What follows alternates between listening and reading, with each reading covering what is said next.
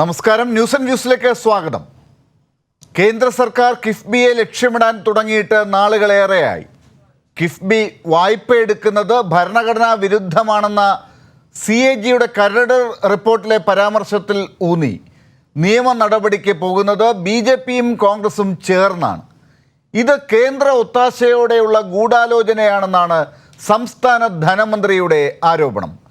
കിഫ്ബി വായ്പ എടുക്കുന്നത് തെറ്റാണോ എന്ന് പ്രതിപക്ഷ നേതാവ് മറുപടി പറയണമെന്നും ഡോക്ടർ ഐസക് പറയുന്നു. അതിനിടെ CAG റിപ്പോർട്ട് സഭയിൽ വയ്ക്കും മുൻപേ പുറത്തായതിൽ അവകാശ ലംഘനത്തിന് നോട്ടീസ് നൽകുമെന്നാണ് ചെന്നിത്തലയുടെ പ്രതികരണം. BJPയോടൊപ്പം ചേർന്ന് കേരളത്തിൻ്റെ വികസന പദ്ധതികളെ അട്ടിമറിക്കാൻ കോൺഗ്രസും കേന്ദ്ര ഏജൻസികൾക്കൊപ്പം ചേരുന്നു എന്നാണ് ഇടതുപക്ഷത്തിൻ്റെ വിലയിരുത്തൽ. ഈ പശ്ചാത്തലത്തിൽ ന്യൂസ് ആൻഡ് വ്യൂസ് ഇന്നുയർത്തുന്ന ചോദ്യങ്ങൾ. ED എൻഫോഴ്സ്മെന്റ് ഡിപ്പാർട്ട്മെന്റോ BJPയുടെ ഇലക്ഷൻ ഡിപ്പാർട്ട്മെന്റോ?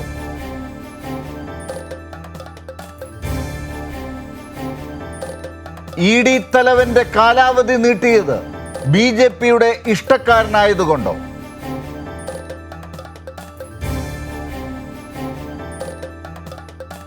കിഫ്ബിക്കെതിരെ കേന്ദ്ര ഒത്താശയിൽ രാഷ്ട്രീയ ഗൂഢാലോചനയോ? കിഫ്ബി വായ്പ എടുക്കുന്നത് ഭരണഘടനാ വിരുദ്ധമെന്ന് കോൺഗ്രസ് പറയുമോ?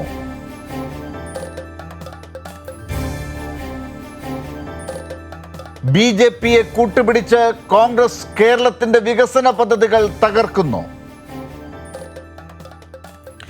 ഈ വിഷയം പരിശോധിക്കുമ്പോൾ ന്യൂസ് ആൻഡ് വ്യൂസിൽ അതിഥികളായി എത്തുന്നത് സംസ്ഥാന ധനമന്ത്രി doctor TM Thomas Isaac, Congress നേതാവ് ഡോക്ടർ ശൂരനാട് രാജശേഖരൻ, BJP വക്താവ് അഡ്വക്കേറ്റ് ജയസൂര്യൻ, മുതിർന്ന മാധ്യമപ്രവർത്തകൻ A സജീവൻ എന്നിവർ. ഈ ചർച്ചയിൽ അതിഥിയായി നേരത്തെ എത്താമെന്ന് പറഞ്ഞിരുന്ന കോൺഗ്രസ് നേതാവ് അഡ്വക്കേറ്റ് BRM ഷഫീറിനെ ഞങ്ങളുടെ ചില സാങ്കേതിക കാരണങ്ങളാൽ അദ്ദേഹവുമായി കണക്ടിവിറ്റി പ്രശ്നമുള്ളത് കൊണ്ട് ഇന്നത്തെ അതിഥിയായി നമുക്ക് അദ്ദേഹത്തെ എത്തിക്കാൻ സാധിക്കുന്നില്ല. ഡോക്ടർ ശൂരനാട് രാജശേഖരനാണ് പകരം ഈ ചർച്ചയിൽ ചേരുമെന്ന് ഇപ്പോൾ അറിയിച്ചിട്ടുള്ളത്. നമുക്ക് ഇന്നത്തെ പ്രധാനപ്പെട്ട വാർത്തകളിലേക്ക് കൂടി ഒന്ന് പോകേണ്ടതുണ്ട്. ചർച്ചയ്ക്ക് മുമ്പായി പ്രധാന തലക്കെട്ടുകളിലേക്ക്. VKC ഡിബോംഗോ പ്രധാന വാർത്തകൾ നിങ്ങൾക്കായി സമർപ്പിക്കുന്നത് VKC ഡിബോംഗോ. VKC ഡിബോംഗോ, make your move. CAGയെ ഉപയോഗിച്ച് കിഫ്ബിയെ തകർക്കാൻ ആസൂത്രിത നീക്കം. കേരളത്തോട് ഭീഷണി വേണ്ടെന്നും പ്രതിരോധിക്കുമെന്നും ഡോക്ടർ ഐസക്. കിഫ്ബിക്കെതിരെ കേസ് കൊടുത്ത BJP നേതാവിന് വേണ്ടി വാദിക്കുന്നത് കോൺഗ്രസ് നേതാവെന്നും ഡോക്ടർ തോമസ് ഐസക്.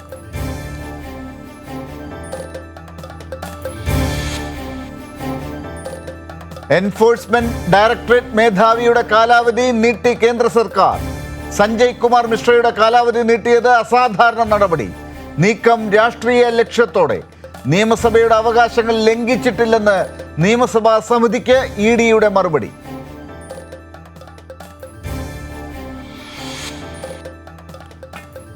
സംസ്ഥാനത്ത് ഇന്ന് 6357 പേർക്ക് കോവിഡ്. സമ്പർക്കത്തിലൂടെ 5542 പേർക്ക് രോഗബാധ. 28 മരണം. രോഗമുക്തരായത് 6793 പേർ. ടെസ്റ്റ് പോസിറ്റിവിറ്റി നിരക്ക് 10.33%.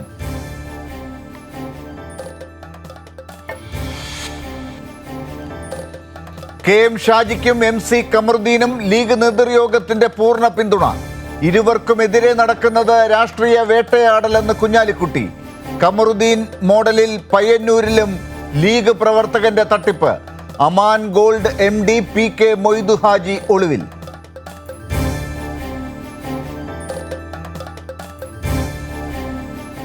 BJPയിൽ വിഭാഗീയത രൂക്ഷമാകുന്നു. തെലങ്കാനയുടെ ചുമതലയിൽ നിന്ന് മാറ്റിയതിന് കൃഷ്ണദാസ് പക്ഷം അമിത്ഷായ്ക്ക് പരാതി നൽകി. മാറ്റിയതിന് പിന്നിൽ V മുരളീധരന്റെ സമ്മർദ്ദമെന്ന പരാതി. പഞ്ചായത്ത് തെരഞ്ഞെടുപ്പിൽ പാർട്ടിക്ക് വലിയ തിരിച്ചടി ഉണ്ടാകുമെന്ന് മുന്നറിയിപ്പ്.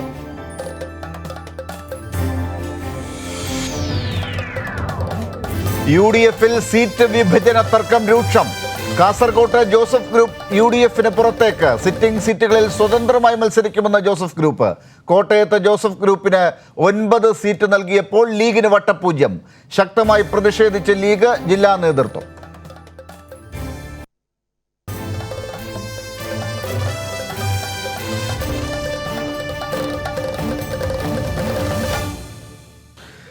ചർച്ചയിലേക്ക് കടക്കുകയാണ്. ഇന്നത്തെ ചർച്ചയിൽ അതിഥികളായുള്ള ഡോക്ടർ ഐസക് അല്പസമയത്തിനകം നമ്മളോടൊപ്പം ചേരും. ഡോക്ടർ ശൂരനാടും അല്പസമയത്തിനകം ചേരും. അഡ്വക്കേറ്റ് ജയസൂര്യനും സജീവനുമാണ് ഇപ്പോൾ ആദ്യഘട്ടത്തിൽ നമ്മളോടൊപ്പം ഉള്ളത്. ഏറ്റവും ആദ്യം ശ്രീ ജയസൂര്യനിലേക്ക് തന്നെയാണ് പോകുന്നത്. ശ്രീ ജയസൂര്യൻ, ഏറ്റവും പ്രധാനപ്പെട്ട ആരോപണങ്ങൾ ഇന്ന് കിഫ്ബിയുമായി ബന്ധപ്പെട്ട് ഡോക്ടർ ഐസക് പറഞ്ഞിരിക്കുന്നത് CAGയെ പോലെയുള്ള കേന്ദ്ര ഏജൻസികളെ ഉപയോഗിച്ച് സംസ്ഥാനത്തിൻ്റെ പദ്ധതികൾ തകർക്കാനുള്ള ശ്രമമുണ്ട് എന്നുള്ളതാണ്. CAGയുടെ കരട് റിപ്പോർട്ടിലെ പരാമർശങ്ങളൊക്കെ കിഫ്ബിയെ തകർക്കാനുള്ളതാണ് എന്നാണ് ഒരു വാദം.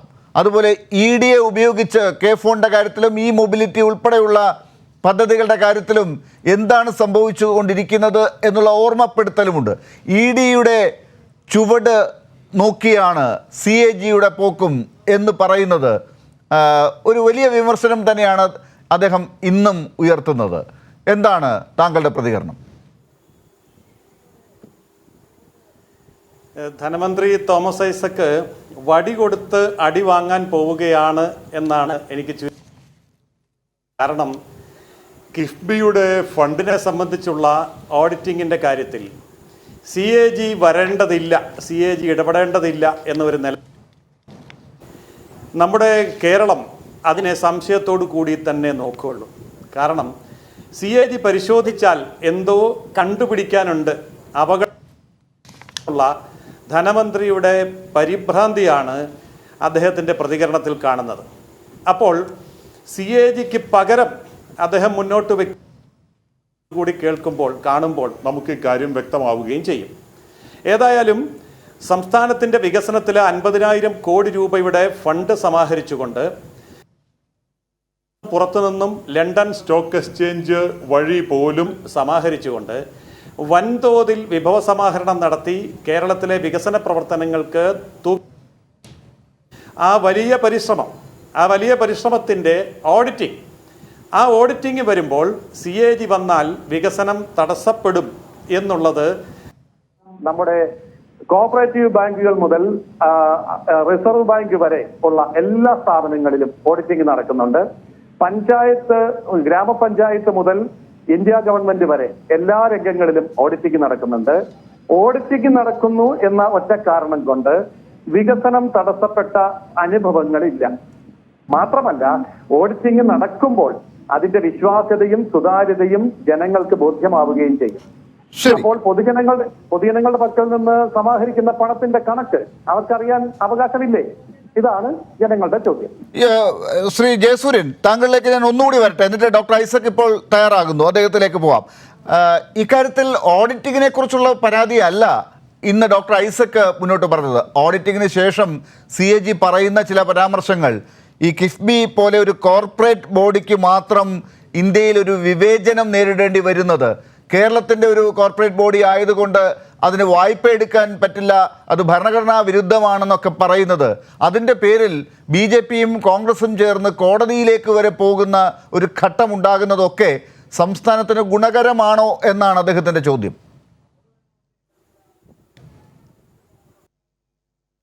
പറയുമ്പോൾ നദി അങ്ങ് വറ്റുകയും അക്കരെ നിൽക്കുന്ന പട്ടിയെ കെട്ടിയിട്ടിരിക്കുന്ന തൊടല് പൊട്ടുകയും ചെയ്താൽ അത് വന്ന് കടിക്കില്ലേ എന്ന് ചോദിക്കുന്നത് പോലെ മാത്രം അത്രയൊന്നും ആയില്ലല്ലോ. ഓഡിറ്റിംഗ് വരട്ടെ, ഓഡിറ്റിംഗ് വന്നിട്ട് അതിൻ്റെ റിപ്പോർട്ട് നിയമസഭയിൽ വരട്ടെ, എന്നിട്ട് ആ പൂർണ്ണമായ ഓഡിറ്റിംഗ് റിപ്പോർട്ട് വന്നതിന് ശേഷം സ്ഥാനമുള്ളൂ. അപ്പോൾ ഓഡിറ്റിംഗ് നടന്നിട്ടില്ല, അതിൻ്റെ റിപ്പോർട്ടും വന്നിട്ടില്ല. അപ്പോൾ അതിനു മുമ്പ് തന്നെ ഈ ഓഡിറ്റിംഗ് നടന്നാൽ അത് നമ്മളെ പ്രതിസ്ഥാനത്താക്കും എന്നൊക്കെ ഭയപ്പെടുന്നത് എന്തോ അതിനുള്ളിൽ ഒളിച്ചു വെക്കാനുള്ളത് കൊണ്ടാണ്. അതുകൊണ്ട് അങ്ങനെ ഭയപ്പെടേണ്ടതില്ല, അങ്ങനെ മുൻകൂർ ജാമ്യം യെ അടച്ചാക്ഷേപിക്കേണ്ടതുമില്ല. ശരി, ഞാൻ തിരിച്ചു വരാം. ഡോക്ടർ തോമസ് ഐസക്, ഒരല്പം ആശയക്കുഴപ്പം ഇതിനകത്തുണ്ടെന്ന് തോന്നുന്നു. BJP നേതാവ് ഉൾപ്പെടെ പറയുന്നത് കേൾക്കുമ്പോൾ ഓഡിറ്റിംഗ് നടക്കട്ടെ, ഓഡിറ്റിംഗ് നടന്നിട്ടുണ്ടോ എന്ന കാര്യത്തിൽ വരെ ഒരു വിശദീകരണത്തിൻ്റെ ആവശ്യം ഉണ്ടെന്ന് തോന്നുന്നു. അത് കഴിഞ്ഞ് പിന്നെ ഈ കാര്യത്തിലൊരു അഭിപ്രായം പറഞ്ഞ് റിപ്പോർട്ട് വന്ന് നദിയിലെ വെള്ളം വറ്റി അപ്പുറത്തെ കരയിലേക്ക് ചെന്ന് അവിടുന്ന് അല്ലെങ്കിൽ അവിടുന്ന് ഇങ്ങോട്ടേക്ക് പട്ടി വന്നതിന് ശേഷം കടിക്കുന്ന കാര്യത്തെക്കുറിച്ച് ഒക്കെ ഇപ്പോഴേ പറയുന്നത് എന്തുകൊണ്ടാണ് എന്നൊക്കെയാണ് ശ്രീ ജയസൂര്യൻ്റെ വേവലാതി.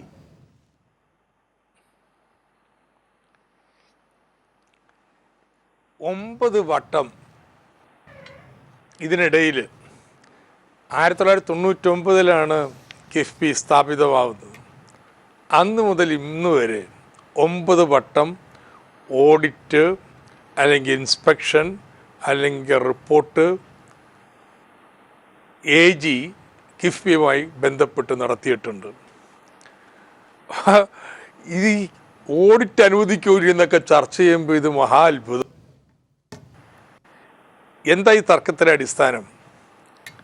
കിഫ്ബിയുടെ ഓഡിറ്ററായി AG നിയോഗിക്കണം എന്ന് അവരാവശ്യപ്പെട്ടു. അത് കഴിയില്ല. എന്തുകൊണ്ട് കഴിയില്ല? സ്റ്റാറ്റ്യൂട്ടറി ഓഡിറ്റർ ഇങ്ങനൊരു ധനകാര്യ സ്ഥാപനത്തിൽ ഒരു വായ്പ എടുക്കണമെങ്കിൽ റിപ്പോർട്ട് അപ്പോൾ വേണ്ടതുണ്ട്. അതുകൊണ്ടാണ് കിഫ്ബി നിയമം ഉണ്ടാക്കിയപ്പോൾ സ്റ്റാറ്റ്യൂട്ടറി ഓഡിറ്ററെ വേറെ വെച്ചിട്ടുള്ളത്. അതുകൊണ്ട് പറഞ്ഞു C&AG എല്ലാ പൊതുമേഖലാ സ്ഥാപനങ്ങളും ഓഡിറ്റ് ചെയ്യുന്ന പോലെ ഇത് ഓഡിറ്റ് ചെയ്യണം. ഇത് ആദ്യമായിട്ടല്ല. 2002 ഇങ്ങനെ UDF സർക്കാരിൻ്റെ കാലത്ത് ആവശ്യപ്പെട്ടിട്ടുണ്ട്. അന്നും UDF സർക്കാർ എടുത്ത നിലപാട് ഇത് തന്നെയാണ്. എന്നിട്ടോ C&AG എപ്പോൾ പറഞ്ഞു? ഇപ്പം ഞങ്ങൾ പറഞ്ഞ വകുപ്പ് 14(1) അത് സമഗ്രമല്ല. നമ്മൾ പറഞ്ഞു അത് സമഗ്രമാണ്, എന്ത് വേണമെങ്കിലും പരിശോധിക്കാം. അത് അവസാനം C&AG സമ്മതിച്ചു. അങ്ങനെയാണ് 2020 സമഗ്രമായ ഓഡിറ്റ് നടത്തിയത്. ഏതാണ്ട് 6 മാസം ഉണ്ടല്ലോ, കിഫ്ബിയുടെ പാസ്വേഡ് കൊടുത്തു. ഓൺലൈനായിട്ട് എപ്പോൾ വേണമെങ്കിലും ഏത് ഫയലും എടുത്ത് പരിശോധിച്ചോളൂ, എന്തും കണ്ടുപിടിച്ചോളൂ. C&AG 76 ഓഡിറ്റ് ക്വയറീസ് നൽകി. അതിനൊക്കെ വിശദമായ മറുപടി നൽകി. അതിൻ്റെ അടിസ്ഥാനത്തിൽ എക്സിറ്റ് യോഗം നടന്നു. അവിടെ C&AG മൊത്തത്തിൽ തൃപ്തിയാണ് രേഖപ്പെടുത്തിയത്. ഒരു ക്രമക്കേടുമില്ല, ഒരു പ്രശ്നവുമില്ല. അതായത് ഇതെല്ലാം സൗഹാർദ്ദപരമായി കിഫ്ബി തന്നെ ഭരണഘടനാ വിരുദ്ധമാണ്. എക്സിറ്റ് യോഗത്തിൽ ഈ ഭരണഘടനാ വിരുദ്ധമാണ് എന്നുള്ള ഒരു പരാമർശവും അവർ നടത്തിയിട്ടില്ല എന്നാണ് ഡോക്ടർ ഐസക് പറയുന്നത്. ഒരു പരാമർശവും ഇല്ലെന്ന് മാത്രമല്ല, അതിക്കുമ്പോഴുള്ള ഓഡിറ്റ് ക്വയറീസിൽ ഒരിക്കൽ പോലും ഉന്നയിക്കാത്തത് അതുമാത്രം റിപ്പോർട്ടായിട്ട് കരടായിട്ട് അഭിപ്രായം ചോദിച്ചു വരുമ്പോൾ എന്താ നമ്മൾ മണ്ടന്മാരായിട്ട് കാത്തിരിക്കണോ? ഇത് പിള്ളേരുകളിയല്ലെന്ന്. ഈ സംസ്ഥാനത്തിൻ്റെ വികസനത്തിൻ്റെ ഏറ്റവും നിർണായകമായിട്ടുള്ള സ്റ്റെപ്പാണ്. 50,000 കോടി രൂപ മൊബിലൈസ് ചെയ്ത് ഇവിടെ പദ്ധതികൾ നടപ്പാക്കുകയാണ്. ആ പദ്ധതികളൊക്കെ പ്രവർത്തനക്ഷമമായിട്ട് നടക്കുകയാണ്. അപ്പോൾ സർക്കാരുമായിട്ട് ഇത്തരത്തിലുള്ള ഒരു സംവാദം പോലും ഇല്ലാതെ ഏകപക്ഷീയമായിട്ട് റിപ്പോർട്ട് തയ്യാറാക്കി കരട് റിപ്പോർട്ട് അയച്ചു തരുമ്പോൾ ഇത് കൈയും കെട്ടി കാത്തിരിക്കും എന്നുള്ളതാ. ശക്തമായിട്ട് പ്രതിഷേധിക്കും. ഇതുവരെ ഈ വിവാദമൊക്കെ നടന്നിട്ട് നിങ്ങൾക്ക് നിയമസഭാ രേഖയെല്ലാം എടുത്തു വെച്ച് നോക്കാം. ഒരു അമാന്യമായിട്ട് വെല്ലുവിളിച്ചോ ആ ഭരണഘടനാ സ്ഥാപനത്തിനെതിരായി പറഞ്ഞിട്ടില്ല. എന്നാൽ ആ ഭരണഘടനാ സ്ഥാപനത്തിൻ്റെ മാന്യത വിട്ടിട്ട് പ്രവർത്തിക്കുമ്പോൾ അത് കണ്ടില്ലെന്ന് അടിച്ചിരിക്കാൻ പറ്റത്തില്ല. അതുകൊണ്ട് ഇത് C&AGയും കേരള സംസ്ഥാനവും തമ്മിലുള്ള തർക്കമല്ല. ഈ നാട്ടിലെ ജനങ്ങൾ മുഴുവൻ കൈയടിച്ച് ആരവത്തോടുകൂടി ഓരോ പഞ്ചായത്തിൽ ഉദ്ഘാടനം ചെയ്യപ്പെടുന്ന സ്കൂള്, ആശുപത്രി, റോഡ്, കെട്ടിടങ്ങൾ, പാർക്കുകൾ, ഇവരുടെയൊക്കെ ഈ ആശയ അഭിലാഷങ്ങൾ സാക്ഷാത്കരിക്കുന്നതിൻ്റെ പ്രശ്നമാണ്. അതുകൊണ്ട് ഇത് അങ്ങോട്ടും ഇങ്ങോട്ടും കത്തടപാട് നടത്തിക്കൊണ്ട് മുന്നോട്ട് പോകാൻ തയ്യാറല്ല. മറിച്ച് ജനങ്ങളുടെ മുന്നിൽ വെക്കാൻ തീരുമാനിച്ചിരിക്കുകയാണ്. ജനങ്ങൾ തീരുമാനിക്കട്ടെ എന്ന്. ഈ വികസന പ്രവർത്തനങ്ങളൊക്കെ തുടരണോ കേരളത്തിൽ? അതല്ലെങ്കിൽ ഭരണഘടനാ വിരുദ്ധം എന്ന് പറഞ്ഞ് നിർത്തണോ എന്നുള്ള ജനങ്ങൾ തീരുമാനിക്കട്ടെ. അതുകൊണ്ടാണ് ഞാനിതിന്ന് പത്രസമ്മേളനത്തിലൂടെ പരസ്യം, ഒരു പേടിയില്ല കേട്ടോ. എന്ത് പേടിക്കാൻ? ഒരു ക്രമക്കേട് ചൂണ്ടിക്കാണിച്ചിട്ടുണ്ടോ കിഫ്ബിയില്? ഏജ് പോട്ടെ, ഏതെങ്കിലും പ്രതിപക്ഷ പാർട്ടികൾ കിഫ്ബിയുടെ ഈ പ്രൊജക്റ്റിൽ എന്തെങ്കിലും അഴിമതി ചൂണ്ടിക്കാണിച്ചിട്ടുണ്ടോ? ഇതിന്റെ പിന്നെ ഒരു അജണ്ടയുമായിട്ടാണ് CAG ഇപ്പൊ ഇത്തരം ഒരു റിപ്പോർട്ടിൽ ഇങ്ങനെ കാര്യങ്ങൾ പറയുന്നു. പരിശോധിച്ചപ്പോൾ കാര്യങ്ങളൊന്നും പറയുന്നില്ല. അന്ന് ചോദിച്ച കുറികൾക്ക് തൃപ്തികരമായ രീതിയിലുള്ള മറുപടി കൊടുത്തു എന്ന് അവരുടെ തന്നെ എക്സിറ്റ് മീറ്റിംഗിലെ ശരീരഭാഷയും പ്രതികരണങ്ങളിൽ നിന്നും വരുന്നു. ഇപ്പോൾ ഇങ്ങനെ ഒരു കരട് റിപ്പോർട്ടിലെ പരാമർശവുമായിട്ട് വരുമ്പോൾ കേന്ദ്രത്തിൻ്റെ ഭാഗത്തു നിന്നോ ഇവിടെ കേരളത്തിലെ പ്രതിപക്ഷ പാർട്ടികളുടെ ഭാഗത്തു നിന്നോ ഒക്കെ ഒരു ഇടപെടൽ ഈ തെരഞ്ഞെടുപ്പ് ഘട്ടത്തിൽ ഉണ്ടാകുന്നു എന്നൊരു സംശയം ഡോക്ടർ ഐസക്കിനുണ്ടോ? എനിക്ക് സംശയമല്ല, എനിക്ക് ഉത്തമ വിശ്വാസമുള്ളത് കൊണ്ടാണ് ഇങ്ങനെ സാധാരണഗതിയിൽ ഒരിക്കലും ചെയ്യാത്തൊരു പ്രവൃത്തി ഞാനങ്ങനെ വക്കാണത്തിന് പോകാറില്ല. പക്ഷേ ഇത് ചെയ്തില്ലെങ്കിൽ ഞാനെടുത്ത സത്യപ്രതിജ്ഞയോടുള്ള വലിയൊരു വീഴ്ചയായിരിക്കും ഞാൻ ചെയ്യുന്നത്. സംസ്ഥാനത്തിൻ്റെ താല്പര്യങ്ങൾ ഉയർത്തിപ്പിടിക്കുന്നതിന് എന്താ ഉണ്ടായിട്ടുള്ളത്? സ്വദേശി ജാഗരൻ മഞ്ച് 2019 ഒരു കേസ് കൊടുത്തു. കിഫ്ബിയുടെ വായ്പ മസാല ബോണ്ട് ഭരണഘടനാ വിരുദ്ധമാണെന്ന് പറഞ്ഞു. അത് വക്കാലത്തെടുത്തത് കോൺഗ്രസ് KPC സെക്രട്ടറി മാത്യു കുഴൽനാടൻ. കോടതിയിൽ വന്നു. പ്രാഥമിക വാദം കഴിഞ്ഞപ്പോൾ ഇത് കോടതിയുടെ അനുവാദത്തോടെ പെറ്റീഷൻ പിൻവലിച്ചു. ഏതാനും മാസം കഴിഞ്ഞ് വീണ്ടും ഇത് ഫയൽ ചെയ്തു. കോടതി അനുവദിച്ചിരുന്നു ഫയൽ ചെയ്യാനായിട്ട്. അപ്പോഴും വാദം കഴിഞ്ഞപ്പോൾ പിൻവലിച്ചു. ഇനി പിന്നെ 2020 ഫെബ്രുവരിയിലാണ് കൊടുക്കുന്നത്. ഫെബ്രുവരി കേസ് കൊടുത്തപ്പോഴോ C&AGയെ കൂടി കക്ഷിയായിട്ട് ചേർത്തു. നേരത്തെ ഇന്ത്യ സർക്കാരും കേരള സർക്കാരും എല്ലാം ഉള്ളു. റിസർവ് ബാങ്കും അതുപോലെ തന്നെ C&AGയും. അങ്ങനെ C&AGയുടെ കക്ഷി ചേർത്ത് കഴിഞ്ഞിട്ട് ആ C&AG ഇങ്ങനെ റിപ്പോർട്ട് തയ്യാറാക്കുമ്പോൾ നമ്മളെന്താ മണ്ടന്മാരാണോ? ഏയ്, അത് യാദർച്ഛികമായിട്ട് വന്നുയർന്ന ഒന്നാന്ന് മനസ്സിലാക്കാനായിട്ട് റൈറ്റ്. ഈ ഭരണഘടനാ സ്ഥാപനത്തെ ഉപയോഗപ്പെടുത്തിക്കൊണ്ട് കേരളത്തിൻ്റെ വികസന തന്ത്രത്തെ തന്നെ തകർക്കാനുള്ള ശ്രമമാണ്. ഇത് പ്രശ്നം രാഷ്ട്രീയമാണെന്ന്. നിയമപരമായിട്ടുള്ള കാര്യങ്ങളൊക്കെ ഹൈക്കോടതി വരുമ്പോൾ ഹൈക്കോടതി തീരുമാനിച്ചോട്ടെ. പക്ഷെ രാഷ്ട്രീയ വശമില്ലേ? ആ രാഷ്ട്രീയ വശം ജനങ്ങളുടെ മുൻപിൽ ചർച്ച ചെയ്യും.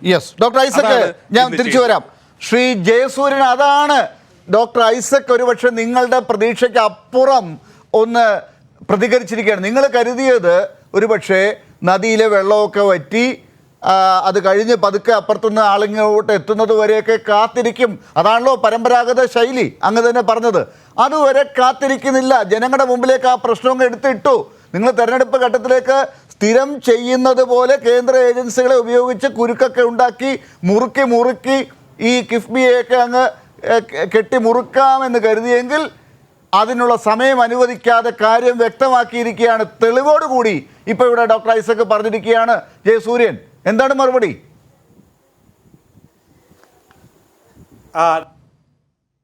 പറയുന്നത് ഞാൻ കാത്തിരിക്കുകയായിരുന്നു. അപ്പോൾ അദ്ദേഹം ഇത് പറയും എന്നെനിക്ക് തോന്നിയത് കൊണ്ടാണ് ഞാൻ ഈ അക്കരെ നിൽക്കുന്ന പട്ടിയുടെ ഉദാഹരണമൊക്കെ പറഞ്ഞത്. അതായത് അദ്ദേഹം പറഞ്ഞ 1-ൻ്റെയാണ്, അതായത് ആക്ട് 14 വെച്ചിട്ടുള്ള അന്വേഷണത്തെ സംബന്ധിച്ചാണ് അദ്ദേഹം പറയുന്നത്. ആ അന്വേഷണം എന്ന് പറയുന്നത് വരവ് ചെലവ് ഒത്തുനോക്കൽ മാത്രമേ ഉള്ളൂ. സമഗ്രമായിട്ടുള്ള അന്വേഷണം നടക്കണമെങ്കിൽ സെക്ഷൻ 20 പ്രകാരമുള്ള ഓഡിറ്റിംഗ് നടക്കണം. ആ ഓഡിറ്റിങ്ങിന് അനുമതി നൽകണമെന്ന് പറഞ്ഞ് അയച്ചു. 3 തവണ ശ്രീ തോമസ് ഐസക് അത് കണ്ടില്ല എന്ന് നടിച്ചു. 4ാമത്തെ തവണ മറുപടി കൊടുത്തപ്പോൾ ഞങ്ങൾ സെക്ഷൻ 14 പ്രകാരം എല്ലാം തുറന്നിട്ട് തന്നിട്ടുണ്ടല്ലോ, 20 പ്രകാരം അന്വേഷണം വേണ്ട എന്നുള്ള ശക്തമായ നിലപാടെടുത്തു. ഞാനിവിടെ എൻ്റെ പ്രേക്ഷകരോട് പറയുന്നത്, നിങ്ങൾ ദയവ് ചെയ്ത് ഈ സെക്ഷൻ 14 സെക്ഷൻ 20 ഒന്ന് നോക്കണം. അപ്പോൾ തോമസ് ഐസക് പറയുന്നതും ഞാൻ പറയുന്നതും തമ്മിലുള്ള വ്യത്യാസം എന്താണെന്ന്, സാമ്യം എന്താണെന്ന് മനസ്സിലാകും. അതായത് സമഗ്രമായിട്ടുള്ള അന്വേഷണം നടന്നില്ല എങ്കിൽ ഇതിന്റെ പൂർണ്ണമായിട്ടുള്ള വസ്തുതകൾ ജനങ്ങൾക്ക് മനസ്സിലാകാതെ പോകും. ശരി, അപ്പോൾ പൂർണ്ണമായിട്ടുള്ള ഓഡിറ്റിംഗിന് അനുവദിക്കില്ല ഒരു സംശയം, അത് എന്നുള്ളതാണ്. കഴിഞ്ഞിട്ട് ആ കാര്യം വ്യക്തമാക്കട്ടെ ഡോക്ടർ ഐസക്. പക്ഷെ എൻ്റെ ഒരു സംശയം, ഇപ്പോൾ നിങ്ങൾ രണ്ടുപേരും പറയുന്നത് കേട്ടപ്പോൾ ഉള്ളൊരു സംശയം എന്താണെന്ന് വെച്ചാൽ, ഈ കാര്യത്തിൽ ഒരു അന്വേഷണം നടത്തി ആ കാര്യത്തിലുള്ള കുറികളൊക്കെ ചോദിച്ച് അതിൻ്റെ ഉത്തരം വാങ്ങി അതിൽ തൃപ്തിയടഞ്ഞ് പോയതിന് ശേഷം പിന്നീട് ചില പരിപാടികൾ ഇവിടെ നടക്കുന്നു. ഒരു റിപ്പോർട്ട് വരുന്നു, ഒന്ന്, ആ റിപ്പോർട്ടിൽ നേരത്തെ പറഞ്ഞ കാര്യങ്ങളൊന്നുമില്ല, പുതിയ സംശയങ്ങൾ സംശയങ്ങൾ ഉണ്ടാക്കുന്ന ചില പ്രതികരണങ്ങളാണ് ആ റിപ്പോർട്ടിൽ കാണുന്നത് CAGയുടെ വക. അതാണ് ഒന്ന്. രണ്ടാമത്തെ കാര്യം, സമാന്തരമായി നടക്കുന്ന നിയമയുദ്ധത്തിൽ കോൺഗ്രസും BJPയും തമ്മിൽ കൈകോർക്കുന്ന ഒരു പരിപാടി നടക്കുന്നു. അതാണ് അദ്ദേഹം ഇവിടെ ചൂണ്ടിക്കാട്ടിയ സ്വദേശി ജാഗരൺ മഞ്ചിൻ്റെ പരാതിയും അതിൽ കേസ് വാദിക്കാൻ KPCC secretary doctor Mathew Kuzhalnadan എത്തുന്ന ഒരു ഘട്ടവും കൂടി. അതിനനുസരിച്ചാണ് റിപ്പോർട്ട് ഇപ്പുറത്ത് CAGയുടെ വക വരുന്നതും. ഇതെല്ലാം കൂടി കൂടിച്ചേർക്കുമ്പോൾ ഇവിടെ നടന്നുകൊണ്ടിരിക്കുന്ന ചില കളികളുണ്ടല്ലോ. EDയുടെ വക, കസ്റ്റംസിൻ്റെ വക, ഇൻകം ടാക്സിനെ ഉപയോഗപ്പെടുത്തി കേരളത്തിന് മാത്രമല്ല രാജ്യത്തിൻ്റെ പല ഭാഗത്തും നടക്കുന്ന ചില കളികൾ, അതിവിടെ നടക്കാനുള്ള ഒരു വഴിയാണെന്നുള്ളത് സത്യസന്ധമായി തന്നെ ഡോക്ടർ ഐസക് വിശ്വസിക്കുന്നു. അതിനുള്ള വഴി ജനങ്ങളുടെ മുമ്പാകെ വയ്ക്കുന്നു. ആ രാഷ്ട്രീയമുണ്ട് എന്നാണ് പറയുന്നത്. രാഷ്ട്രീയ മറുപടിയാണ് ഇനി നിങ്ങൾക്ക് എടുത്ത് പയറ്റാനുള്ളത്. ഇനി നിയമയുദ്ധമല്ല, രാഷ്ട്രീയം. പറയൂ ജയസൂര്യൻ. ഡോക്ടർ ലാലെ, ഞാനിത് ഈ ചോദ്യം ഞാൻ പ്രതീക്ഷിച്ചതാണ്. അതായത് ഇവിടെ റിപ്പോർട്ട്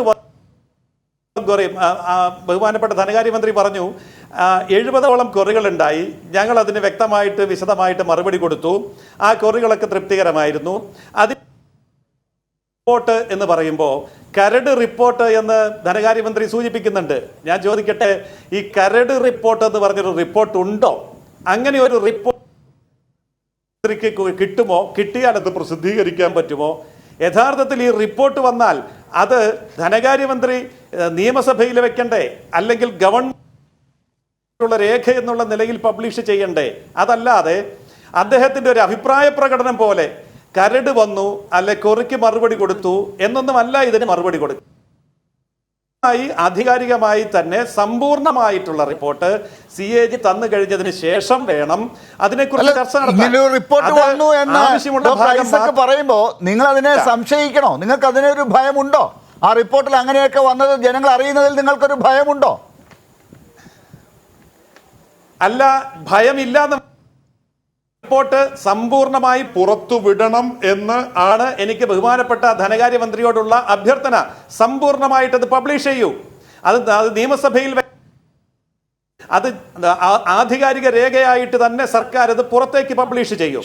ഇനി ഡോക്ടർ ലാലി ചോദിച്ച രണ്ടാമത്തെ ചോദ്യത്തിന്റെ മറുപടി പറയാം. അല്ല, രണ്ടാമതൊരു ചോദ്യം കൂടെ ചോദിച്ചു. ഇവിടെ BJP കോൺഗ്രസ് സംവിധാനം BJP കോൺഗ്രസ് സഖ്യമൊന്നും ഉണ്ടാക്കിയിട്ടില്ല.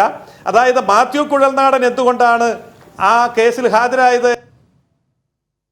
അതായത് KMNB എന്ന് പറയുന്ന ഒരു ലീഗൽ ഫേമുണ്ട്. അവിടെ രഞ്ജിത്ത് കാർത്തികേയൻ എന്ന് പറയുന്ന ഒരു വ്യക്തി കൊടുത്ത കേസാണ്. അത് സംഘടനാപരമായ കേസ്. സ്വദേശി ജാഗരൺ മഞ്ച് BJPയുടെ ഒരു ഉപഘടകവുമല്ല, BJPയുമായി ബന്ധപ്പെട്ട് പ്രവർത്തിക്കുന്ന സ്ഥാപനങ്ങളുമല്ല. അപ്പോൾ അവര് കൊടുത്ത കേസിൽ ഞാൻ ഈ രഞ്ജിത്ത് ഇതെന്താ ഈ മാത്യു കുഴൽനാടന് കൊണ്ടുപോയി കേസ് കൊടുത്തത് എന്ന് ചോദിച്ചപ്പോൾ അദ്ദേഹം പറഞ്ഞു, ഞാൻ അദ്ദേഹത്തിനല്ല കേസ് കൊടുത്തത്, KMNB എന്ന് പറയുന്ന ഒരു ലീഗൽ ഫേമിന് കേസ് കൊടുത്തു. അവിടെ പാനൽ ഓഫ് അവരത് ഈ കുഴൽനാടന് കൊടുത്തു എന്നുള്ളതല്ലാതെ അതിനകത്ത് വേറെ ഒന്നുമില്ല. അത് കഴിഞ്ഞാൽ ഞാൻ പോലും ഇത് അറിയുന്നത്, കുഴൽനാടനെ ഞാൻ പോലും അറിയില്ല എന്നാണ് ഈ രഞ്ജിത്ത് കാർത്തികേയൻ എന്നോട് പറഞ്ഞത്. ശരി, മഞ്ചും ഇല്ല, കോൺഗ്രസും ഇല്ല, BJP ഇല്ല. ശരി, ഞാൻ തിരിച്ചു വരാം. ശ്രീ സജീവനിലേക്ക് പോകുന്നതിന് മുമ്പ് ഡോക്ടർ ഐസക്, ഇതിന് ചില മറുപടികൾ ആവശ്യമുണ്ട്. അവിടെ ഞാൻ താങ്കളോട് പ്രത്യേകിച്ച് ചോദിക്കുന്നത്, താങ്കൾ എന്തുകൊണ്ടാണ് ഇങ്ങനെ വെറുതെ BJPയെയും ഈ ജയസൂര്യനെ പോലുള്ളവരെയൊക്കെ സംശയിക്കുന്നതെന്നാണ്. കാരണം ഈ രഞ്ജിത്ത് കാർത്തികേയൻ, സ്വദേശി ജാഗരൺ മഞ്ച് എന്നൊക്കെ പറയുന്നത് ഒരു ബന്ധവുമില്ലാത്ത, BJPയുമായി ഒരു ബന്ധവുമില്ലാത്ത കാര്യമാണെന്ന് ഇപ്പോൾ ജയസൂര്യൻ പറഞ്ഞു കഴിഞ്ഞു. അദ്ദേഹം തന്നെ ഈ രഞ്ജിത്ത് കാർത്തികേയനുമായി വളരെ അടുത്ത ബന്ധമുള്ളത് കൊണ്ട് അത് ചോദിച്ചു മനസ്സിലാക്കുകയും ചെയ്തു എന്തിനാണ് മാത്യു കുഴൽനാടനെ വിളിച്ചത് എന്ന്. എന്നിട്ടും ഡോക്ടർ ഐസക്കിന് സംശയമുണ്ടോ അവർ തമ്മിൽ ഒരു ബന്ധവും ഇല്ല എന്ന്? ഡോക്ടർ ഐസക്. നമ്മൾ വക്കാലത്തെടുക്കുമ്പോഴേ സിവിൽ കേസ് അല്ലെങ്കിൽ ക്രിമിനൽ കേസാണെങ്കിൽ ആരാണ് വാദി, അയാളുടെ രാഷ്ട്രീയമെന്ത്, ഇതൊന്നും പ്രശ്നമല്ല. ഇവിടെ ഭരണഘടനാ പ്രശ്നമാണ്, സംസ്ഥാനത്തിൻ്റെ അധികാരത്തിൻ്റെ പ്രശ്നമാണ്. KPCC സെക്രട്ടറിക്ക് അത്തരത്തിൽ കോൺഗ്രസിൻ്റെ അഖിലേന്ത്യാ നയത്തിൽ നിന്ന് വ്യത്യസ്തമായിട്ട് ഒരു നിലപാട് എങ്ങനെ സ്വീകരിക്കാൻ കഴിയുന്നു? ഇതിൻ്റെ സംശയം വരുന്ന എവിടെ നിന്നറിയോ? ഇങ്ങനൊരു വാദം, അബദ്ധവാദം ആദ്യമായിട്ട് ഉന്നയിക്കുന്നത് പ്രതിപക്ഷ നേതാവാണ്. ഇത് ഭരണഘടനാ വിരുദ്ധമാണ്. വകുപ്പ് 293 വ്യവസ്ഥകൾക്ക് വിരുദ്ധമാണ് എന്ന് നിയമസഭയിൽ അദ്ദേഹം വാദിച്ചു. അതിന് മറുപടി കൊടുത്തു. പിന്നെ അധികം പറഞ്ഞിട്ടില്ല. ഇത് തന്നെ കോടതിയിൽ കേസായിട്ട് വരികയാണ്. വാദിക്കുന്നത് KPCC സെക്രട്ടറി. ഇത്രയും വിവാദം ഉണ്ടായിക്കഴിഞ്ഞിട്ടും ഇന്ന് പ്രതിപക്ഷ നേതാവ് തന്നെ മറുപടി പറഞ്ഞില്ലല്ലോ. സബ്സ്റ്റൻസിലേക്ക് വന്ന് എന്താ സബ്സ്റ്റാൻഷ്യൽ ഇഷ്യൂ? സംസ്ഥാന സർക്കാരിന് ഇതുപോലുള്ള ധനകാര്യ സ്ഥാപനങ്ങൾ, പൊതുമേഖലാ സ്ഥാപനങ്ങൾ സ്ഥാപിച്ചാൽ അവയ്ക്ക് വായ്പ എടുക്കാൻ അവകാശമുണ്ടോ? ഇതുവരെ ഉണ്ടായിരുന്നു. കിഫ്ബി 99 തുടങ്ങിയതാ. അന്ന് മുതൽ ഇന്ന് വരെ ആരും ചർച്ച ചെയ്തിട്ടില്ല. എത്ര സ്ഥാപനങ്ങൾ കേരളത്തിൽ തന്നെ മെട്രോ അടക്കമുള്ളതെല്ലാം വായ്പ എടുക്കുന്നു. കേന്ദ്ര സർക്കാരിൻ്റെ എത്രയോ സ്ഥാപനങ്ങൾ എടുക്കുന്നു. അപ്പോൾ ഇതുവരെ ഉണ്ടായിരുന്നൊരു അവകാശം ഭരണഘടനാ വിരുദ്ധമാണ് എന്ന് CNTG എഴുതുന്നത്, അതിനെക്കുറിച്ച് എന്താ അഭിപ്രായം? ഇതല്ലേ സബ്സ്റ്റാൻഷ്യൽ ഇഷ്യൂ? ബാക്കിയൊക്കെ പെരിഫറി. ഞാൻ CNTGയെ കുറിച്ച് ഇങ്ങനെ തുറന്ന് പറയാൻ പാടുണ്ടായിരുന്നു. നിയമസഭയിൽ ആദ്യം വെക്കുകയല്ലേ വേണ്ടത്, അതൊക്കെ ഇരുന്നോട്ടെ എന്ന്. അത് നിയമസഭ പരിശോധിച്ചോട്ടെ, അവകാശം ലംഘിച്ചിട്ടുണ്ടോ ഇല്ല, അതൊന്നും എനിക്ക് തർക്കമില്ല, ഒക്കെ പരിശോധന നടത്തിക്കോട്ടെ. പക്ഷെ സബ്സ്റ്റാൻഷ്യൽ ഇഷ്യൂ എന്താണ്? സംസ്ഥാനത്തിന് ഈ അധികാരം വേണോ? ഇതുവരെ ഉണ്ടായിരുന്ന അധികാരം ഇനിയും നിലനിർത്തണോ? പ്രതിപക്ഷ നേതാവ് ഇന്ന് ഇത്രയും പ്രകോപനമുണ്ടായിട്ടും മറുപടി പറഞ്ഞില്ലല്ലോ. എന്താ BJPയുടെ അഭിപ്രായം? എൻ്റെ പ്രിയപ്പെട്ട സുഹൃത്ത് പറയട്ടെ, സംസ്ഥാനത്ത് ഇങ്ങനെ ഒരു അധികാരം വേണോ? യെസ്, ജയസൂര്യൻ, അതിനൊരു മറുപടി ഉണ്ടോ? എന്താണ് BJPയുടെ അഭിപ്രായം? പറയൂ ആദ്യം. അതായത് ഇതിന് സംസ്ഥാനത്തിന് ഇങ്ങനെ ഒരു അധികാരം വേണ്ട, അത് അപകടമാണ്. കാരണം സംസ്ഥാനത്തിനകത്തും പുറത്തും നടത്തുന്ന വിഭവ സമാഹരണം ആരാണ് നടത്തുന്നത്? കിഫ്ബിയാണ്. കിഫ്ബി എന്താണ്? മുഖ്യമന്ത്രി ചെയർമാനായിട്ടുള്ള സർക്കാരിൻ്റെ ഔദ്യോഗിക സംവിധാനമാണ്. അതിന് നിയമപരമായിട്ട് അതൊരു കോർപ്പറേറ്റ് ബോഡിയാണ് എന്നൊക്കെ പറയാമെങ്കിൽ പോലും സർക്കാർ നേരിട്ടാണല്ലോ, ഗ്യാരണ്ടി കൊടുത്തുകൊണ്ടാണല്ലോ, ഉറപ്പ് കൊടുത്തുകൊണ്ടാണല്ലോ ഈ വിഭവ സമാഹരണം നടത്തിയത്. മസാല ബോണ്ട് ശേഖരിക്കാൻ വേണ്ടി ആരാണ് ലണ്ടൻ സ്റ്റോക്ക് എക്സ്ചേഞ്ചിൽ പോയത്? അപ്പോൾ അത് മന്ത്രിയല്ലേ പോയത്, അവിടെ പോയി മണിയടിച്ചത്? അതൊരു സാങ്കേതികമാണെങ്കിൽ അതൊരു കോർപ്പറേറ്റ് ബോഡിയല്ലേ, സർക്കാരല്ലല്ലോ. ആയിക്കോട്ടെ, കോർപ്പറേറ്റ് ബോഡി ആയിക്കോട്ടെ. അപ്പൊ അത് കേരള സംസ്ഥാനത്തിന് മറ്റെല്ലാവർക്കുമുള്ള അവകാശം ഈ കോർപ്പറേറ്റ് ബോഡിക്ക് കൊടുക്കുന്നതിൽ എന്താണ് BJPക്ക് തർക്കം? അതുവഴി കേരളത്തിന് ഒരു വികസനം ഉണ്ടാകുന്നതിനെ നിങ്ങൾ എതിർക്കുന്നത് എന്തിനാണ്? വികസനത്തെ നമ്മൾ എതിർക്കുന്നില്ല, കിഫ്ബി സമാഹരിക്കുന്നതിനെ എതിർക്കുന്നില്ല, കിഫ്ബിയെ എതിർക്കുന്നില്ല. ഇതൊന്നുമല്ല എതിർപ്പിന്റെ ഭാഗം. ജനങ്ങളുടെ പണം, പൊതുസമൂഹത്തിൽ നിന്ന് സമാഹരിച്ച പണം, അതായത് സർക്കാരിൻ്റെ ഗ്രാൻഡ് മാത്രമല്ല. സർക്കാരിൻ്റെ ഗ്രാൻഡ് മാത്രമാണെങ്കിലൊക്കെ സർക്കാർ തന്നെ അത് കൈകാര്യം ചെയ്താൽ മതി. അപ്പോൾ പൊതുജനങ്ങളിൽ നിന്ന് സമാഹരിച്ച പണവും സർക്കാരിൻ്റെ നേതൃത്വവും ഒന്നിച്ചു വന്നിട്ട് അങ്ങനെയുള്ള വിഭവ സമാഹരണത്തെ സംബന്ധിച്ച് സുതാര്യമായിട്ടുള്ള ഓഡിറ്റിംഗ് ആവശ്യമാണ് എങ്കിൽ അതിന് ഏറ്റവും നല്ല സ്ഥാപനം CNTG ആണ്. അതുകൊണ്ട് CNTGക്ക് സർക്കാർ നേതൃത്വം കൊടുക്കുന്ന പൊതുവിഭവ സമാഹരണത്തിൽ അതിൻ്റെതായിട്ടുള്ള ദൗത്യം വ്യവസ്ഥാപിതമായ രീതിയിലുള്ള ഓഡിറ്റിങ്ങിനെ എതിർത്തിട്ടില്ലല്ലോ സംസ്ഥാനം. അത് ഇവിടെ നടന്നു വരുന്നുണ്ടല്ലോ, 9 തവണ നടന്നു എന്ന് പറയുന്നുണ്ടല്ലോ. ഈ കിഫ്ബിയുടെ ഓഡിറ്ററായി CAGയെ നിയമിക്കണം എന്നുള്ള കാര്യത്തിലാണല്ലോ അത് പറ്റില്ല എന്നുള്ള കാര്യത്തിലേക്ക് പറഞ്ഞത്. അത് മറ്റ് സംസ്ഥാനങ്ങൾക്കുള്ള കോർപ്പറേറ്റ് ബോഡികൾക്കുള്ള ആ ഒരു സൗകര്യം ഇവിടെയും ഉണ്ടാകുന്നത് എന്തിനാണ് എതിർക്കുന്നത്? അതാണല്ലോ ചോദിച്ചത്. അല്ല, അതിന്റെ കാരണം വളരെ വ്യക്തമായിട്ട് പറയാം. ഞാൻ ഒരിക്കൽ കൂടി പറയാം, സർക്കാരിന്റെ ഗ്രാന്റ് ഈ കിഫ്ബി ചെലവിന്റെ 75% വരുന്നില്ല എങ്കിൽ ഈ പറഞ്ഞ കാര്യമൊന്നുമില്ല. അപ്പോൾ സർക്കാരിന്റെ ഗ്രാന്റ് അങ്ങനെയുള്ള ആ അതിർത്തി എല്ലാം കടന്ന് താഴെ നിൽക്കുകയും വിഭവ സമാഹരണം പൊതുസമൂഹത്തിൽ നിന്ന് കൂടുതൽ വരികയും ചെയ്യുന്നു. അത് ലണ്ടൻ സ്റ്റോക്ക് എക്സ്ചേഞ്ച് ആണെങ്കിലും കേരളമാണെങ്കിലും എവിടുന്നാണെങ്കിലും കൂടുതൽ വരികയും ചെയ്യുമ്പോൾ അങ്ങനെ പൊതുസമൂഹത്തിൽ നിന്ന് കടമെടുക്കുന്ന പണം സർക്കാർ നേതൃത്വത്തിൽ 50,000 കോടി രൂപയോളം ചെലവഴിക്കുന്ന സമയത്ത് ചെറിയ തുകയല്ല, അത് വലിയ തുകയാണ്. അത് സ്റ്റേറ്റിന്റെ വികസനത്തിന് വേണ്ടിയാണ്. അങ്ങനെ വരുന്ന സമയത്ത് അവിടെ സെക്ഷൻ 20 പ്രകാരമുള്ള ഓഡിറ്റിംഗ് ആവശ്യമാണ്. ഇവിടെ സെക്ഷൻ 40 സെക്ഷൻ 20 തമ്മിലാണ് ഈ തർക്കം, അല്ലാതെ C&AGയെ സംബന്ധിച്ചല്ലോ. അപ്പൊ C&AGക്ക് 40 അനുസരിച്ചുള്ള ഓഡിറ്റിംഗ് നടത്താമെങ്കിൽ സെക്ഷൻ 20 അനുസരിച്ചുള്ള ഓഡിറ്റിംഗ് എനിക്കൊരു സംശയം ഡോക്ടർ ഐസക് തീർത്ത് തന്നാൽ എനിക്ക് ശ്രീ സജീവനിലേക്ക് ഒന്ന് പോകാം. അതായത് ഡോക്ടർ ഐസക്, ഈ 14ഉം 20ഉം തമ്മിലുള്ള തർക്കമെന്ന് ജനങ്ങളുടെ മുമ്പിലേക്ക് പറഞ്ഞു കഴിഞ്ഞാൽ എന്തോ ഒരു പ്രശ്നമുള്ളതുപോലെ തോന്നും.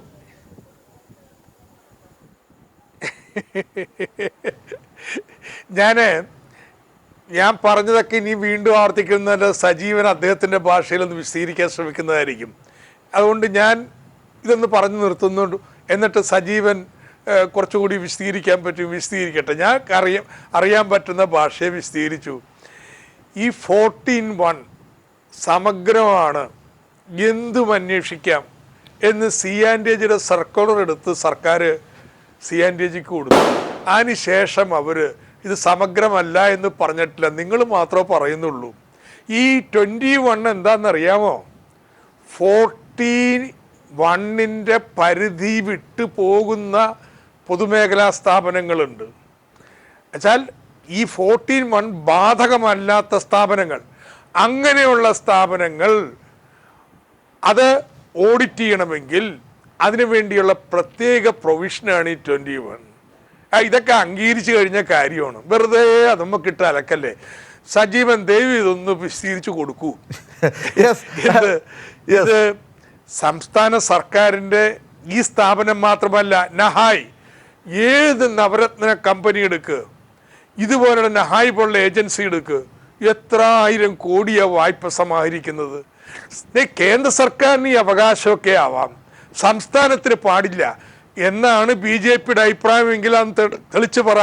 നിങ്ങൾ ആദ്യം പറഞ്ഞു തുടങ്ങിയപ്പോൾ അത് പറഞ്ഞു, പിന്നെന്തോ അതൊന്നുമല്ല പ്രശ്നം, സെക്ഷൻ 14(1)ഉം 21 ഒക്കെ എത്താൻ അതൊന്നുമല്ലെന്ന് പ്രശ്നം ഇത് തന്നെയാണ്. കേന്ദ്ര സർക്കാരിൻ്റെ നഹായ് പോലുള്ള സ്ഥാപനങ്ങൾക്ക് ഇവർക്കൊക്കെ ഇഷ്ടം പോലെ വായ്പ എടുക്കാനുള്ള അവകാശമുണ്ട്, ബോഡി കോർപ്പറേറ്റ് എന്ന് പറഞ്ഞ്. അതൊന്നും കേന്ദ്ര സർക്കാരിൻ്റെ അക്കൗണ്ടിൽ എഴുതാറില്ല. ഇതുപോലെ സംസ്ഥാനത്തിൻ്റെ വികസനത്തിന് കമ്പനി നിയമത്തിൻ്റെയും റിസർവ് ബാങ്കിൻ്റെയും സെബിയുടെയും എല്ലാം മേൽനോട്ടത്തിലും അവരുടെ വ്യവസ്ഥ അംഗീകരിച്ചും സംസ്ഥാന സർക്കാരിൻ്റെ സ്ഥാപനത്തിന് വായ്പ എടുക്കാനുള്ള ഭരണഘടനാപരമായ അവകാശം എന്നുള്ളതാണ്. ഇന്ന് കേരളത്തിലെ കോൺഗ്രസ് ഫലത്തിൽ പറയുന്നത് ഇല്ല എന്നാണ്, BJP വേണ്ട എന്നുള്ളതാണ്. ഇതൊന്ന് ജനങ്ങളോട് പറഞ്ഞേച്ചാൽ മതി, ബാക്കി ഞങ്ങൾ നോക്കിക്കോളാം.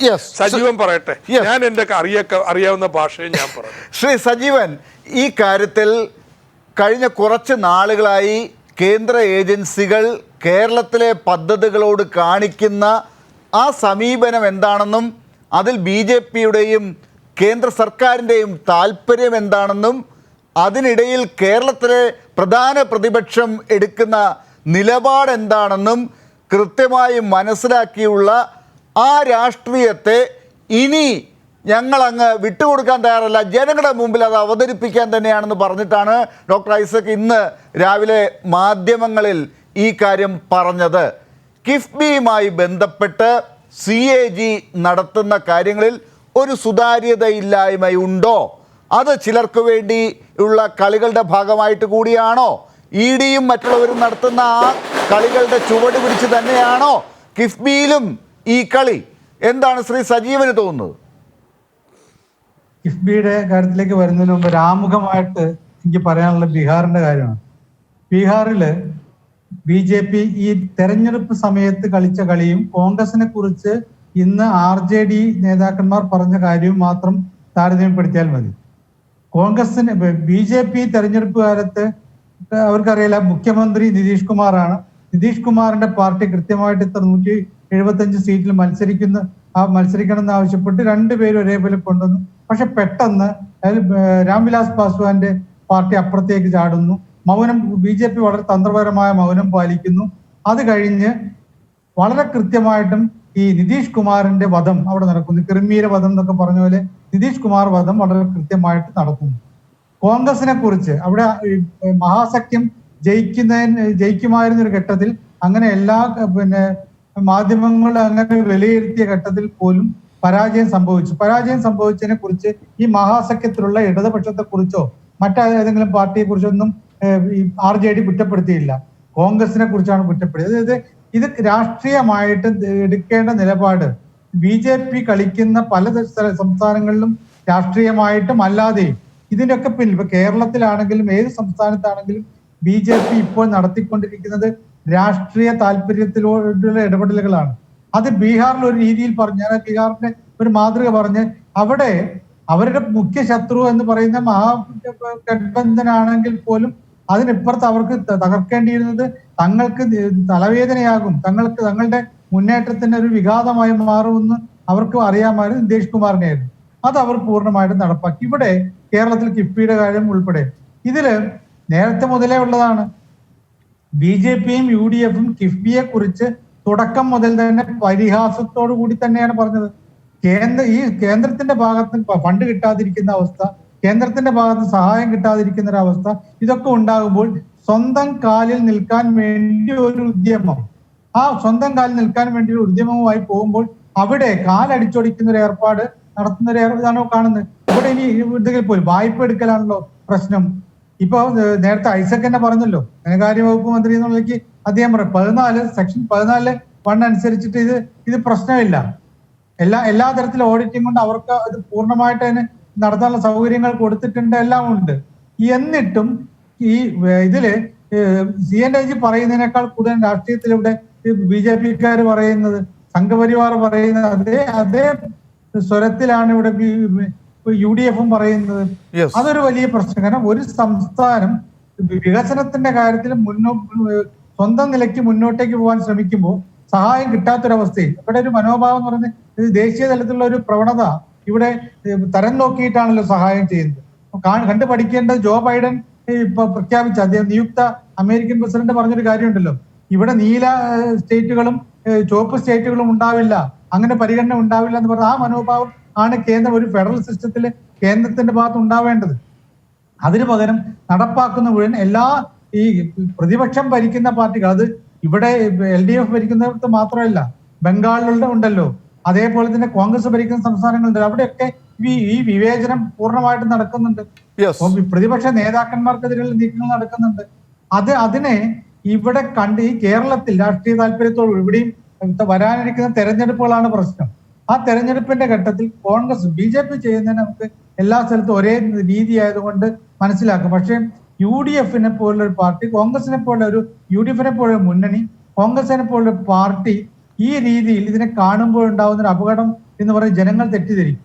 ആ തെറ്റിദ്ധാരണയുടെ പ്രശ്നം ഉണ്ടാക്കാൻ, അത് ഉണ്ടാക്കി തീർക്കുക, അങ്ങനെ വോട്ട് രാഷ്ട്രീയത്തിലൂടെ നേട്ടം കൊയ്യുക എന്ന BJPയുടെ പദ്ധതിക്ക് കോൺഗ്രസുകാർ അറിഞ്ഞോ അറിയാതെയോ വളം വെക്കുകയാണ് എന്നാണ് എനിക്ക് തോന്നുന്നത്. വളരെ കൃത്യമാണ്. അറിഞ്ഞോ അറിയാതെയോ എന്നുള്ള കാര്യത്തിൽ മാത്രമാണ് ഇനിയൊരു തർക്കം ഉള്ളത്. ആ കളിക്ക് കൂട്ടുനിൽക്കുന്നു എന്നുള്ള കാര്യം ശ്രീ സജീവൻ അടിവരയിട്ട് പറഞ്ഞു കഴിഞ്ഞു. അതിനി അറിഞ്ഞാണോ അറിയാതെയാണോ എന്നുള്ളത് മാത്രമാണ് അറിയേണ്ടത്. ശ്രീ ജയസൂര്യനിലേക്ക് വരുന്നതിന് മുമ്പ്, ഡോക്ടർ ഐസക്കിലേക്ക് വരുന്നതിന് മുമ്പ് ഒരു 2 കാർഡുകൾ ഇവിടെ നടന്ന ചർച്ചയുടെ ഒരു ചെറിയ സംക്ഷിപ്തം ആ കാർഡുകൾ ഉണ്ട്. അതിലേക്കൊന്ന് നമ്മളൊന്ന് പോവുകയാണ്. അതുകൂടി വെച്ച് നമുക്ക് ഈ ചർച്ചയെ ഒന്നുകൂടി ജനങ്ങളിലേക്ക് കൊണ്ടുവരാം എന്നെനിക്ക് തോന്നുന്നു. ആദ്യത്തെ ഒരു കാർഡിൽ ഇന്നിവിടെ നടന്ന രാജ്യത്ത് നടന്ന ഒരു പ്രധാനപ്പെട്ട സംഭവ വികാസം, ഒരു ED തലവനെ വീണ്ടും അദ്ദേഹത്തിൻ്റെ കാലാവധി നീട്ടിക്കൊടുത്തിരിക്കുകയാണ്. അദ്ദേഹത്തിൻ്റെ സമയം കഴിയുന്നു, എന്നിട്ടും അദ്ദേഹത്തിന് ED ഡയറക്ടർക്ക് കാലാവധി നീട്ടിക്കൊടുത്ത ഒരു അപൂർവ സംഭവം രാജ്യത്തുണ്ടായിരിക്കുന്നു. എൻഫോഴ്സ്മെൻറ്റ് ഡയറക്ടർ സഞ്ജയ് കുമാർ മിശ്രയുടെ കാലാവധി 1 വർഷത്തേക്ക് കൂടി നീട്ടിയിരിക്കുകയാണ് കേന്ദ്ര സർക്കാർ.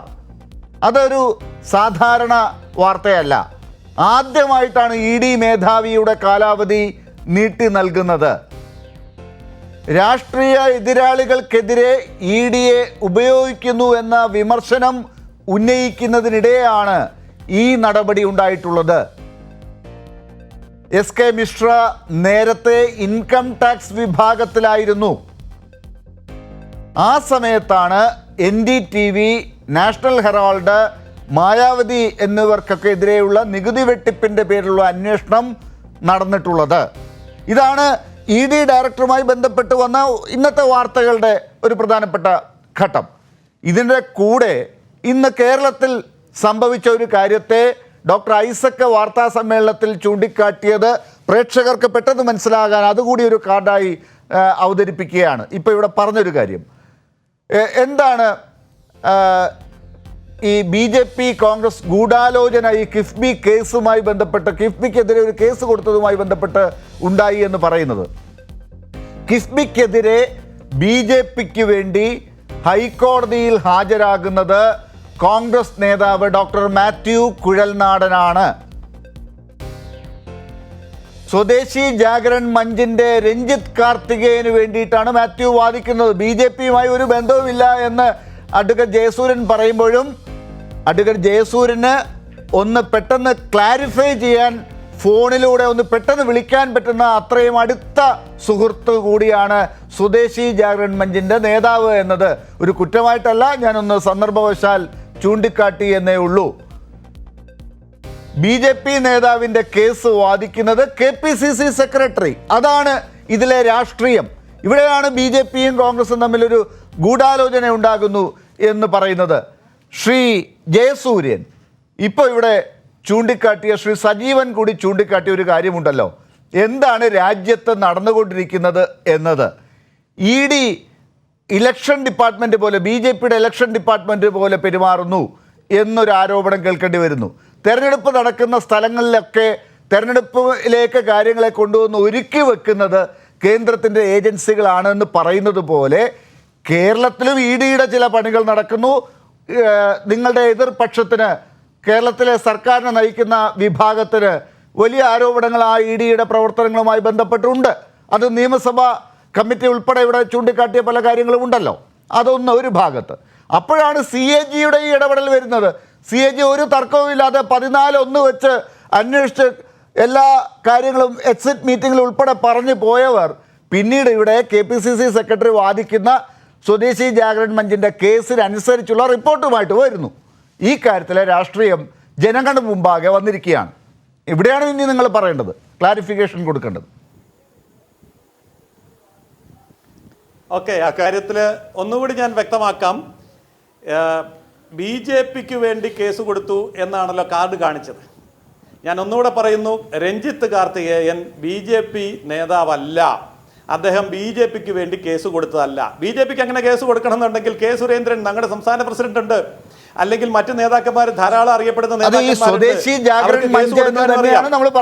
അവർ കേസ് കൊടുത്തു. BJPയിലെ അഡ്വക്കേറ്റ് ജയസൂര്യനെ പോലുള്ളവരുടെ സുഹൃത്തായ ശ്രീ രഞ്ജിത്ത് കാർത്തികേയൻ എന്ന് വേണമെങ്കിൽ മാറ്റാം നമുക്കതിനെ.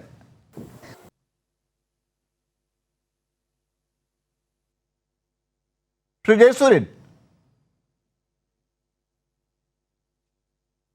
അത് രാഷ്ട്രീയ ബന്ധമാകില്ലോ എന്ന് പറഞ്ഞ ഒരു ബന്ധം മാത്രമേ രഞ്ജിത്ത് കാർത്തികേയൻ ബന്ധം എന്ന് പറയുന്നത് രാഷ്ട്രീയ ബന്ധമല്ല.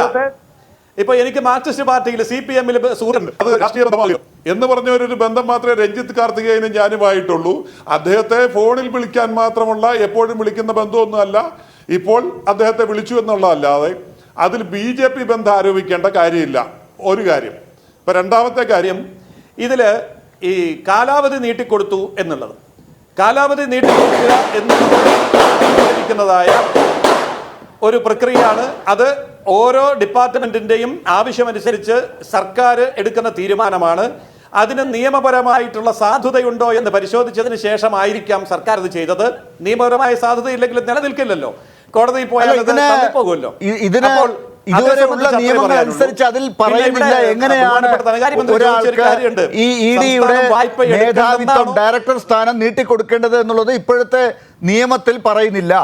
പിന്നെ ഒരാൾ റിട്ടയർ ചെയ്ത് കഴിഞ്ഞാൽ അയാൾക്ക് പിന്നീട് അഡീഷണൽ സെക്രട്ടറി റാങ്കിലേക്ക് അയാളെ വീണ്ടും പുനർനിയമിച്ച ശേഷം മാത്രമേ ഇത്തരം ഒരു പോസ്റ്റ് വീണ്ടും കൊടുക്കാൻ സാധിക്കുകയുള്ളൂ. നിലവിലുള്ള നിയമം അനുസരിച്ച് ആ കാര്യങ്ങളിൽ വ്യക്തതയില്ല. അത് മാത്രമല്ല, അങ്ങനെ ഒരു പുനർനിയമനം കൊടുക്കുമ്പോൾ ഈ റാങ്കിലേക്ക് ആളെ കൊണ്ടുവന്നിട്ട് അദ്ദേഹത്തെ നിയമിക്കാമോ എന്ന ഒരു സമിതി കൂടി തീരുമാനിക്കണം. ആ സമിതിയൊന്നും കൂടിയിട്ടില്ല. അതൊക്കെ പോട്ടെ, പക്ഷെ അദ്ദേഹത്തിന് കൃത്യമായി മറ്റു ചില അദ്ദേഹത്തിൻ്റെ ബയോഡേറ്റ അനുസരിച്ച് അദ്ദേഹത്തിൻ്റെ ചില കഴിവുകൾ പറയുന്നുണ്ടല്ലോ. അദ്ദേഹം ഇൻകം ടാക്സ് ഡിപ്പാർട്ട്മെൻറ്റിൽ ഇരുന്നപ്പോൾ പ്രതിപക്ഷം പറയുന്നത് അവർക്ക് BJPക്ക് താല്പര്യമുള്ള ചില കേസുകളൊക്കെ എടുത്ത് മുന്നോട്ട് പോയ ആളാണ് എന്നാണ്. അപ്പോൾ അതൊക്കെ ഇവിടെ സന്ദർഭവശാൽ പറയുമ്പോൾ ഒരു രാഷ്ട്രീയമാണത്. ആ രാഷ്ട്രീയത്തിൽ നിങ്ങൾക്ക് മറുപടി പറയേണ്ടി വരും, അത്രയേ ഉള്ളൂ.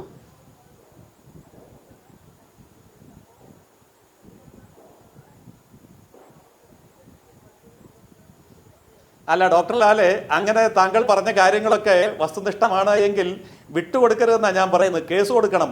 കേരളം കേസ് കൊടുക്കുന്നതിൽ വളരെ സമർത്ഥമായ ഒരു സംസ്ഥാനമാണ്. അതുകൊണ്ട് തീർച്ചയായിട്ടും കേരള സംസ്ഥാനം ഇതിനെതിരെ കേസ് കൊടുക്കുക തന്നെ വേണം എന്നാണ് എൻ്റെ അഡ്വൈസ്. പിന്നെ ബഹുമാനപ്പെട്ട ധനകാര്യമന്ത്രി പറഞ്ഞ ഒരു കാര്യത്തിന് എനിക്ക് മറുപടി പറയാതെ പോകാൻ വയ്യ. അപ്പോൾ കേരളം വായ്പ എടുക്കുകയേ വേണ്ട എന്നാണോ BJP പറയുന്നത് എന്ന് ചോദിച്ചാൽ, കേരളം വായ്പ എടുക്കണ്ട എന്നല്ല BJP പറഞ്ഞത്. കേരളത്തിന് വായ്പ എടുക്കാനല്ലാതെ മറ്റൊന്നും ചെയ്യാനില്ല. തോമസ് ഐസക് അധികാരത്തിൽ വരുമ്പോൾ ഉണ്ടായിരുന്ന കേരളത്തിന്റെ വായ്പയുടെ ഇരട്ടി വായ്പ ഇപ്പോൾ എത്തിച്ചിട്ടുണ്ട്. അപ്പോൾ അദ്ദേഹം പറയും വികസനത്തിന് വേണ്ടിയാണ്. ആയിക്കോട്ടെ. അപ്പോൾ കേരളം കിഫ്ബി വായ്പ എടുക്കണ്ട എന്നല്ല പറഞ്ഞത്. കിഫ്ബി എടുത്ത വായ്പയുടെ ഓഡിറ്റിങ് സെക്ഷൻ 20 അനുസരിച്ച് നടത്തണം എന്നാവശ്യപ്പെട്ടുകൊണ്ട് CAG തന്ന നിർദ്ദേശം, കത്ത് അംഗീകരിച്ചുകൊണ്ട്, ഞങ്ങൾക്കൊന്നും ഒളിക്കാനില്ല, സെക്ഷൻ 20 അനുസരിച്ചാണെങ്കിൽ അങ്ങനെ, 21 അനുസരിച്ചാണെങ്കിൽ അങ്ങനെ, 41 അനുസരിച്ചാണെങ്കിൽ അങ്ങനെ, നിങ്ങൾ എന്തു വേണമെങ്കിലും അന്വേഷിച്ചോളൂ, സുതാര്യമാണ്, ഒളിക്കാനൊന്നുമില്ല, മടിയിൽ കനമില്ല, ഭയമില്ല എന്ന് പറയാൻ എന്തുകൊണ്ടാണ് തോമസ് ഐസക്കിന് ഭയം തോന്നുന്നത് എന്നാണ് ഈ കേരള ജയസൂര്യൻ. ഇതിനകത്തൊരു ഭയത്തിന്റെ കാര്യമല്ലല്ലോ. ഞാൻ ഡോക്ടർ ഐസക്കിലേക്ക് ചോദിക്കാം, അദ്ദേഹം മറുപടി പറയട്ടെ. പക്ഷേ അദ്ദേഹം നേരത്തെ പറഞ്ഞ പല കാര്യങ്ങളും വെച്ച് എനിക്ക് തോന്നുന്ന ചില ചോദ്യങ്ങളാണ് ഞാൻ ചോദിക്കുന്നത്. അത് ഈ കേരളത്തിന് മാത്രം ചില കാര്യത്തിൽ നിങ്ങൾ ഈ വെല്ലുവിളി ഉയർത്തിക്കൊണ്ടിരിക്കുക. നിങ്ങളിത് വല്ല സംശയമുണ്ടെങ്കിൽ പോയി കേസ് കൊടുത്ത് ജയിക്കണം, അവിടെ കൊണ്ടുപോയി എല്ലാ കാര്യങ്ങളും കൊടുക്കണം എന്ന് പറയുക. കേരളം മാത്രം എന്താണ് അങ്ങനെ ഒരു മറ്റൊരു രീതിയിൽ പെരുമാറേണ്ട, അല്ലെങ്കിൽ പ്രതിപക്ഷം ഭരിക്കുന്ന സ്ഥലത്ത് മാത്രം, BJPക്കെതിരായിട്ടുള്ള പാർട്ടികൾ ഭരിക്കുന്നിടത്ത് മാത്രം നിങ്ങൾ ഈ ഏജൻസികളെ വെച്ച് ഇങ്ങനെ പെരുമാറുന്നത് എന്തുകൊണ്ടാണ്? അവകാശങ്ങൾ നമുക്കുമില്ലേ? കേരളം ഒരു എല്ലാ അർത്ഥത്തിലും വികസനത്തിന് അർഹതയുള്ളൊരു സംസ്ഥാനമല്ലേ? അവർക്ക് വായ്പ എടുക്കാനുള്ള അർഹതയില്ലേ? ഇത്തരം ഒരു കോർപ്പറേറ്റ് ബോഡിക്ക് മറ്റുള്ള സംസ്ഥാനങ്ങൾക്ക് ഉണ്ടെങ്കിൽ അത് നമുക്ക് കിട്ടണ്ടേ? അവിടെ എന്തിനാണ് ഇങ്ങനെ ഒരു വല്ലാതെ മുറുക്കുന്നത്? കഴുത്തിൽ ഇങ്ങനെ ഒരു ശ്വാസം മുട്ടിച്ച് ഇങ്ങനെ കൊണ്ടുപോകുന്നത് എന്തിനാണ്?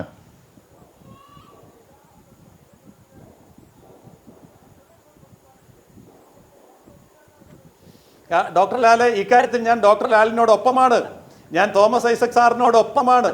കാരണം കേരളത്തിന് വികസിക്കണം, കേരളത്തിന് വായ്പ എടുക്കണം, കേരളത്തിന് വികസന പദ്ധതികൾ മുന്നോട്ട് കൊണ്ടുപോകണം. അതിന് ഈ പറഞ്ഞ രീതിയിലുള്ള തടസ്സങ്ങൾ ഉണ്ടാകാൻ പാടില്ലാത്തതായിരുന്നു. എന്നാൽ കേരളത്തിന്റെ സംസ്ഥാന മുഖ്യമന്ത്രി കത്തെഴുതി ആവശ്യപ്പെട്ട് വിളിച്ചു കൊണ്ടുവന്ന അന്വേഷണ ഏജൻസികൾ അന്വേഷിച്ച് വന്നപ്പോൾ ഇന്ത്യയിലെ മറ്റൊരു സംസ്ഥാനത്തും ഇല്ലാത്ത തരത്തിൽ മുഖ്യമന്ത്രിയുടെ ഓഫീസിനെ വരെ കയറി പിടിക്കേണ്ടി വന്നു, മറ്റു മന്ത്രിമാരെ തന്നെ കയറി പിടിക്കേണ്ടി വന്നു, പാർട്ടി സെക്രട്ടറിയുടെ മകനെ പിടിക്കേണ്ടി വന്നു. ഇങ്ങനെയുള്ള ഒരവസ്ഥ ഈ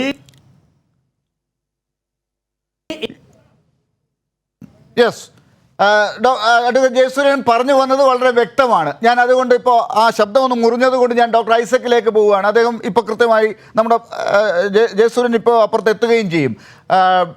ഡോക്ടർ ഐസക്ക്, അദ്ദേഹം എവിടേക്കാണ് പോകുന്നത് രാഷ്ട്രീയമായി എന്നുള്ളത് വ്യക്തമാണ്. അത് CAGയിൽ നിൽക്കുന്നില്ല, ഈ റിപ്പോർട്ടിൽ നിൽക്കുന്നില്ല.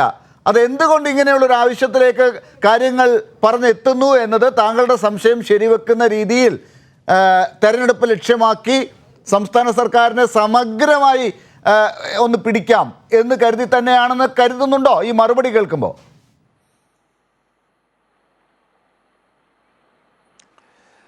ഒരു സംശയമില്ല, കേരളത്തിൻ്റെ ഒരു സമാനതകളുമില്ലാത്ത രീതിയിലുള്ള വികസന മുന്നേറ്റം അത് BJPക്കും കോൺഗ്രസിനും ഒരു തലവേദനയാണ്. അതിന് തടയിടണം. ഇതിൻ്റെ ഭാഗമായിട്ടാണ് കേരള സർക്കാർ തന്നെയാണല്ലോ സ്വർണ്ണക്കടത്ത് പരിശോധിക്കാൻ വേണ്ടിയിട്ട് ഏത് ഏജൻസിയും അയക്കാനായിട്ട് കേന്ദ്ര സർക്കാരോട് പറഞ്ഞത്. പക്ഷെ സ്വർണ്ണക്കടത്ത്, ആ കള്ളക്കടത്ത് അന്വേഷിക്കാൻ വന്നവർ സ്വർണം എവിടെ നിന്ന് വരുന്നു, ആ അന്വേഷണം നടക്കുന്നില്ല. ഈ വന്ന സ്വർണം എങ്ങോട്ട് പോയി, അതില്ല. ഇതിന് ഇടനിലക്കാരായിട്ട് ഈ ഉദ്യോഗസ്ഥനോ അല്ലെങ്കിൽ വേറെ ആരെങ്കിലും ഉണ്ടെങ്കിൽ അവരൊക്കെ പിടിച്ചോട്ടെ. ഈ കാതലായ പ്രശ്നങ്ങളുടെ അന്വേഷണം നിർത്തിയിട്ട് ഇനി ഈ സ്വർണ്ണക്കടത്ത് നടത്തുന്നതിന് സഹായിച്ച ഉദ്യോഗസ്ഥന് ബന്ധമുള്ള പ്രൊജക്റ്റുകളെല്ലാം എടുത്ത് അവിടെയെല്ലാം ഈ പ്രൊജക്റ്റുകൾ സ്തംഭിപ്പിക്കുന്നതിന് വേണ്ടിയുള്ള നീക്കങ്ങളിലാണ്. കെ ഫോൺ, ഇ മൊബിലിറ്റി, ഇതിൽ കെ ഫോണൊക്കെ പറഞ്ഞ തമാശയാണ്. മണി ലോണ്ടറിങ്ങിന് അന്വേഷിക്കുകയാണ്. ആ വകുപ്പ് പ്രകാരമാണ് അന്വേഷണം. നോക്കിക്കേ, മണി ലോണ്ടറിങ് ആരാ പണം കൊടുക്കുന്നത്? കേരള സർക്കാർ മാത്രമേ ഉള്ളൂ. കാരണം എൻ്റെ SPVയിൽ കേരള സർക്കാർ മാത്രമേ ഉള്ളൂ. ആർക്കാ പണം കൊടുക്കുന്നത്? ബെല്ല്, ഇന്ത്യ സർക്കാർ, നവരത്ന കമ്പനി. പക്ഷേ ഇൻപുട്ട് അത് സർക്കാരിൻ്റെത്, ഔട്ട്പുട്ട് അത് പോകുന്നത് ബെല്ലിന് മാത്രം. എങ്ങനെയാണ് മണി ലോണ്ടറിങ് വരാ? ഇത് അങ്ങൊരു അന്വേഷണം എന്ന് പ്രഖ്യാപിക്കുകയാണ് മണി ലോണ്ടറിങ് നോക്കാൻ പോയിടുന്നത്. ഏത്? കേരള സർക്കാർ കൊടുക്കുന്ന പണം അത് പൂർണ്ണമായിട്ടും കേന്ദ്ര സർക്കാർ ഒരു കമ്പനി വഴി മാത്രം ചെലവാക്കുന്ന സ്കീം പരിശോധിക്കാനായിട്ട്. ഇതുപോലെ ഈ സ്കീമുകളൊക്കെ പരിശോധിക്കാം. ഇത് സ്കീമുകൾ മാത്രമാണ്. ഇതടക്കം ഇ മൊബിലിറ്റി ആയാലും കെ ഫോൺ ആയാലും ഇതിനൊക്കെ വേണ്ടിയിട്ട് പണം മുടക്കുന്ന കിഫ്ബി അത് ഭരണഘടനാ വിരുദ്ധമാണെന്ന് പ്രഖ്യാപിക്കാം. കേരളത്തിൻ്റെ വികസന കുതിപ്പിനെ തകർക്കാം. അതിന് വലിയൊരു ഗൂഢാലോചന നടക്കുകയാണ്. ഇത്രയുമായിട്ടും ഇന്നത്തെ പ്രതിപക്ഷ നേതാവിൻ്റെ പ്രതികരണം നോക്കൂ ഈ ആരോപണങ്ങളോട്. ഇപ്പൊ ജയസൂര്യൻ തന്നെ ഇവിടെ പറയുന്നതിൽ കാതലായ പ്രശ്നത്തിലേക്ക് വരുന്നുണ്ട്. എൻ്റെ ചോദ്യം, കിഫ്ബിക്ക് ഇത്തരത്തിൽ വായ്പ എടുക്കുന്നത് ഭരണഘടനാ വിധേയമാണ് എന്ന് നിങ്ങൾ വിശ്വസിക്കുന്നുണ്ടോ? ഓഡിറ്റിന് ഇപ്പൊ എങ്ങനെയെങ്കിലും നടത്താമെന്ന് അതിലേക്ക് വരട്ടെ. ഓഡിറ്റ് AG അംഗീകരിച്ചു, നമ്മൾ പറഞ്ഞത് മതിയെന്ന്. പിന്നെ ജയസൂര്യൻ്റെ ഇത്ര ഭാഷ എന്താ? ഈ പറഞ്ഞ ഞങ്ങൾ ഇങ്ങനെ മതിയെന്ന്, ഇതിലൂടെ നടത്താൻ പറ്റും ഓഡിറ്റ്, ഇങ്ങനെയാണ് എല്ലാ ഓഡിറ്റും നടക്കുന്നത് 21 പ്രകാരം എന്ന് പറയുന്നത് ഈ ഓഡിറ്റ് സാധ്യമല്ലാത്ത സമയത്ത് മാത്രമാണ് എന്ന് പറഞ്ഞത് AG അടക്കം അംഗീകരിച്ചല്ലോ എന്ന്. പിന്നെ നിങ്ങൾ എന്തിനെ കുറിച്ച് വേവലാതിപ്പെടുന്നത്? എന്തിനാ വേവലാതിപ്പെടുന്നതെന്ന് അറിയാമോ? കാതലായ പ്രശ്നത്തിൽ നിന്ന് ചർച്ച മാറ്റാൻ വേണ്ടിയാ. ഞാൻ വീണ്ടും നിങ്ങളോട് ചോദിക്കുകയാണ്, സംസ്ഥാന സർക്കാർ വായ്പ എടുക്കണമെങ്കിൽ കേന്ദ്രത്തിൻ്റെ അനുവാദം വേണം, വ്യവസ്ഥകളുണ്ട്, അതെല്ലാം സമ്മതിച്ചു. എന്നാൽ സംസ്ഥാന സർക്കാർ ആരംഭിക്കുന്ന ഒരു പൊതുമേഖലാ സ്ഥാപനത്തിന് അതിൻ്റെ റിസർവ് ബാങ്കിൻ്റെയും സെബിയുടെയും എല്ലാം വ്യവസ്ഥകൾക്ക് വിധേയമായിട്ട് വായ്പ എടുക്കുന്നത് ഭരണഘടനാ വിധേയമാണ് എന്ന് നിങ്ങൾ സമ്മതിക്കുമോ? കേന്ദ്ര സർക്കാരിൻ്റെ ഇതുപോലെ നഹായിക്കും മറ്റുമുള്ള അവകാശം കേരളത്തിലെ ഒരു പൊതുമേഖലാ സ്ഥാപനത്തിന് ഉണ്ട് എന്ന് നിങ്ങൾ അംഗീകരിക്കാൻ തയ്യാറാവുമോ? CAG പറഞ്ഞിരിക്കുന്നു അത് പാടില്ല. നിങ്ങളുടെ BJPയുടെ ഭാഗമല്ലെന്ന് നിങ്ങൾ പറയുന്നത് ആരോട് പറഞ്ഞ് വിശ്വസിപ്പിക്കാനാ? സ്വദേശി ജാഗരൺ മഞ്ച് BJPയുമായിട്ട് ഒരു ബന്ധമില്ലെന്ന് ആയിക്കോട്ടെ എന്ന് കേസ് കൊടുത്തിരിക്കുക, ബന്ധമില്ലെന്ന് പറഞ്ഞു. ഈ പ്രശ്നത്തിൽ നിങ്ങളുടെ നിലപാടെന്താ? അത് പറ. അതാണ് കാതലായ പ്രശ്നം. യെസ്, അതിന് ഉത്തരം പറയാതെ വേറെ വേറെ പല കാര്യങ്ങൾ ചർച്ച ചെയ്യേണ്ട ആവശ്യം എന്താ? ഇന്ന് കാതലായ പ്രശ്നം ഇതാണ്. കാരണം കേരളം എങ്ങനെയാണ് മുന്നോട്ട് പോകേണ്ടത്? മറ്റ് BJP സംസ്ഥാനങ്ങളും മറ്റ് ഇന്ത്യൻ സംസ്ഥാനങ്ങളിൽ നിന്നൊക്കെ വ്യത്യസ്തമായിട്ടേ നമ്മുടെ വരുമാനത്തിൻ്റെ സിംഹപങ്കും പെൻഷനായിട്ട് അല്ലെങ്കിൽ ക്ഷേമ പ്രവർത്തനങ്ങളായിട്ട് സ്കൂളിന് അല്ലെങ്കിൽ ആശുപത്രികൾക്ക് ഒക്കെ വേണ്ടി കേരളം ചിലവാക്കുന്നു. അതുകൊണ്ട് നമ്മുടെ നിർമ്മാണ പ്രവൃത്തികൾ പശ്ചാത്തല സൗകര്യത്തിന് വേണ്ടത്ര പണം ബഡ്ജറ്റിൽ നിന്ന് സമാഹരിക്കാൻ കഴിയുന്നില്ല. ഇത് മറികടക്കേണ്ടതുണ്ട്. ഇത് മറികടക്കുന്നതിന് പിണറായി വിജയൻ സർക്കാർ കണ്ടെത്തിയൊരു മാർഗമാണത്. അത് വളരെ ഫലപ്രദമാണെന്ന് കേരളത്തിലെ ജനങ്ങളെല്ലാം അംഗീകരിക്കുന്നു. കാരണം അവർക്കൊക്കെ അവർ സ്വപ്നം കണ്ടുകൊണ്ടിരുന്ന കാര്യങ്ങളൊക്കെ എല്ലായിടത്തും വന്നുകൊണ്ടിരിക്കുകയാണ്. അതിനെ അട്ടിമറിക്കാൻ വേണ്ടിയുള്ള വലിയൊരു ശ്രമം നടക്കുന്നു. അതുകൊണ്ടാണ് വീണ്ടും വീണ്ടും ഞാൻ ചോദിക്കുന്നത്, ഇങ്ങനെ വായ്പ എടുക്കുന്നത് ഭരണഘടനാ വിരുദ്ധമാണെന്ന് നിങ്ങൾ കരുതുന്നുണ്ട്? Yes, advocate Jayasuryan, of budget borrowing, അതാണ് ഇപ്പോൾ ഈ CAG പറഞ്ഞതായി ഒരു കുറ്റപ്പെടുത്തലായി ഇവിടെ ചെയ്തൊരു വലിയ അപരാധമായി ഡോക്ടർ ഐസക് ചൂണ്ടിക്കാട്ടിയത്. ആ പറഞ്ഞ കാര്യത്തിൽ നിങ്ങൾ യോജിക്കുന്നുണ്ടോ എന്നാണ് ഡോക്ടർ ഐസക് ഇപ്പോൾ ചോദിക്കുന്നത്. സ്ട്രെയിറ്റ് ചോദ്യമാണ്. ജനങ്ങൾക്ക് വേണ്ട ഈ കാര്യങ്ങൾ വേണ്ട എന്നാണോ നിങ്ങൾ പറയുന്നത്?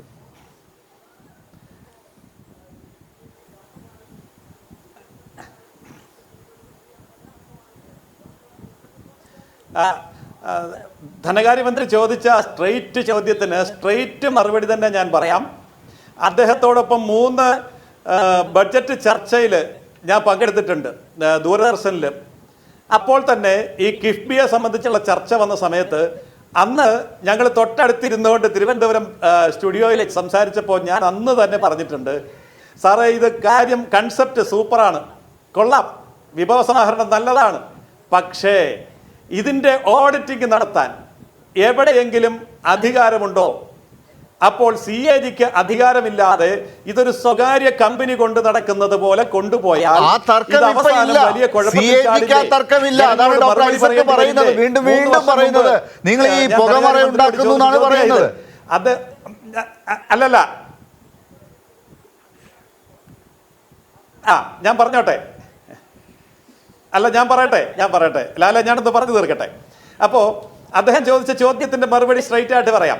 അതായത് വായ്പ എടുക്കുന്നത് നിയമവിരുദ്ധമല്ല, വായ്പ എടുക്കുന്നതിന് BJP എതിരല്ല, വായ്പ എടുത്തോളൂ, വായ്പ എടുക്കാതെ പിണറായി സർക്കാരിന് ഐസക് സാറിന് രക്ഷയില്ല, എടുത്തോളൂ, രാജ്യത്തിന് വേണ്ടിയല്ലേ, ജനങ്ങൾക്ക് വേണ്ടിയല്ലേ, വികസനത്തിന് വേണ്ടിയല്ലേ, വായ്പ എടുത്തോളൂ. പക്ഷേ CAG ചോദിച്ച 3 തവണ എഴുതി ചോദിച്ചിട്ടും അങ്ങ് മറുപടി കൊടുക്കാതെ 4ാമത്തെ തവണ മാത്രം മറുപടി കൊടുത്ത സെക്ഷൻ 20 അനുസരിച്ചിട്ടുള്ള അന്വേഷണമല്ല ഓഡിറ്റിംഗ്. ആ ഓഡിറ്റിംഗ് വേണമെന്ന് പറയുമ്പോൾ വേണ്ട, സെക്ഷൻ 20 വേണ്ട, സെക്ഷൻ 40 മതി എന്ന്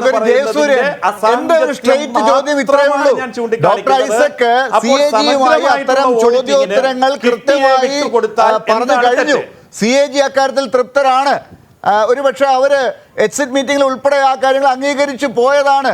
ഈ കാര്യത്തിൽ 14(1) വെച്ചുള്ള എല്ലാ പരിശോധനയും നടക്കുന്നുണ്ട്, അത് തുടരുന്നുണ്ട്. ആ കാര്യങ്ങളൊന്നും യാതൊരു പ്രശ്നവുമില്ല, അത് മതി എന്നുള്ളതാണ്. മറ്റേ നിയമം അവർക്ക് മനസ്സിലായി. പക്ഷെ അതൊന്നും പോരാ എന്ന് നിങ്ങൾ ഇപ്പം പറയുന്നു. കൂട്ടത്തിൽ KPCC സെക്രട്ടറി വാദിക്കാനുമുണ്ട്. ഇതൊക്കെയാണ് ഇപ്പോഴത്തെ രാഷ്ട്രീയം. അതവിടെ നിൽക്കട്ടെ. പക്ഷെ ഈ പറയുന്ന കാര്യങ്ങൾ വേണോ വേണ്ടയോ, ഇങ്ങനെ ബോറോ ചെയ്യണോ വേണ്ടയോ, അങ്ങനെ വാങ്ങിക്കിട്ടുന്ന പണം കൊണ്ട് വികസനം വേണോ വേണ്ടയോ, അത് മാത്രമേ ഇപ്പൊ തർക്കമുള്ളൂ. അല്ലാതെ ഒരു റിപ്പോർട്ട് ഇല്ലല്ലോ നിങ്ങളുടെ മുമ്പിലും.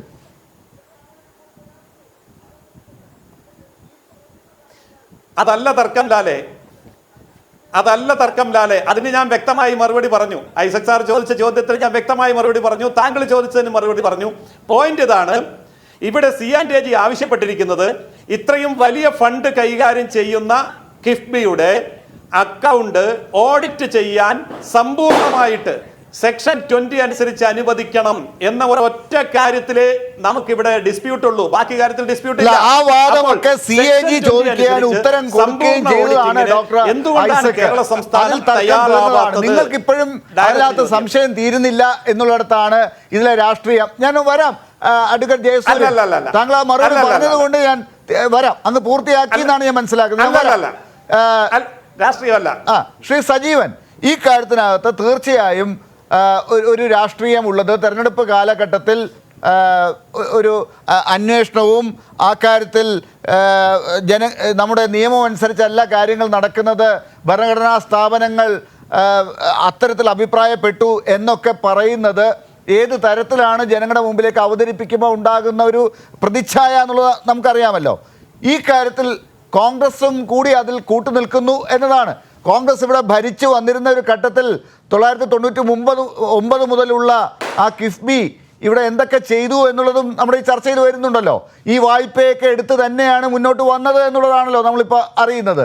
അക്കാര്യത്തിൽ അതിനെ മറച്ചു വെച്ചുകൊണ്ട് കോൺഗ്രസിൻ്റെ നേതാക്കൾ ഉൾപ്പെടെ BJPയോടൊപ്പം ചേർന്ന് ഈ കാര്യത്തിൽ ഒരു പുകമുറ ഉണ്ടാക്കി പോകുന്നതിനെയാണ് ഡോക്ടർ ഐസക് ജനങ്ങളുടെ മുമ്പാകെ കൊണ്ടുവരാൻ ശ്രമിക്കുന്നത്.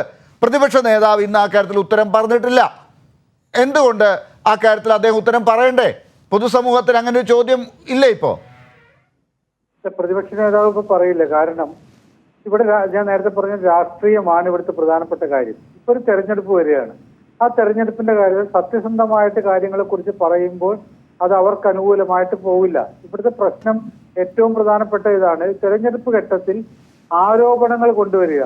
ഇപ്പോഴത്തെ ഒരവസ്ഥയിൽ പ്രതിപക്ഷം എന്ന് പറയുന്നത് UDF ആണെങ്കിലും BJP ആണെങ്കിലും ഇവരുടെ മുഖ്യ ശത്രു ഇവിടെ ഭരിച്ചുകൊണ്ടിരിക്കുന്ന പാർട്ടിയാണ്. ഇപ്പൊ തദ്ദേശ തെരഞ്ഞെടുപ്പ് വരികയാണല്ലോ. തദ്ദേശ തെരഞ്ഞെടുപ്പിൽ ഉണ്ടാകുന്ന ഏറ്റവും പ്രധാനപ്പെട്ട കാര്യം എന്ന് പറഞ്ഞാൽ ഈ LDFനെ പരാജയപ്പെടും. തൊട്ട് പിന്നാലെ തന്നെ നിയമസഭാ തെരഞ്ഞെടുപ്പ് വരാൻ പോവുകയാണ്. അപ്പൊ ഈ രണ്ട് കാര്യങ്ങളിലും മുഖ്യ ശത്രു ആരാണ്? അപ്പൊ അവർക്കെതിരെയുള്ള ആരോപണങ്ങൾ വരിക. അപ്പൊ ഇവിടെ ഇക്കാര്യത്തിൽ മാത്രമല്ല, പ്രതിപക്ഷ നേതാവ് ഉൾപ്പെടെയുള്ള ആളുകൾക്ക് സംശയം തോന്നാൻ എനിക്ക് അത്ഭുതം തോന്നിയിട്ടുള്ള കാര്യമാണ്. കഴിഞ്ഞ ദിവസം ED ഈ സ്വർണ്ണക്കള്ളക്കടത്തുമായി ബന്ധപ്പെട്ടിട്ട് ഉള്ള അവരുടെ അഫിഡവിറ്റിൽ അവര് പറഞ്ഞൊരു കാര്യം വളരെ എന്താണ്, ഇതിൽ ശിവശങ്കർ അറിയാതെ, ശിവശങ്കർ എന്നുള്ള പേര് പോലല്ലോ അവർ പറയുന്നത്, മുഖ്യമന്ത്രിയുടെ ഓഫീസിലെ ഉന്നതനായ ഒരു ഉദ്യോഗസ്ഥൻ, IAS ഉദ്യോഗസ്ഥൻ അറിയാതെ 20 തവണ, 21ാമത് തവണയാണല്ലോ സ്വർണം അവസാനം പിടിച്ചത്, 20 തവണ നയതന്ത്ര ബാഗേജിൽ സ്വർണം കൊണ്ടുവരിക എളുപ്പമല്ല.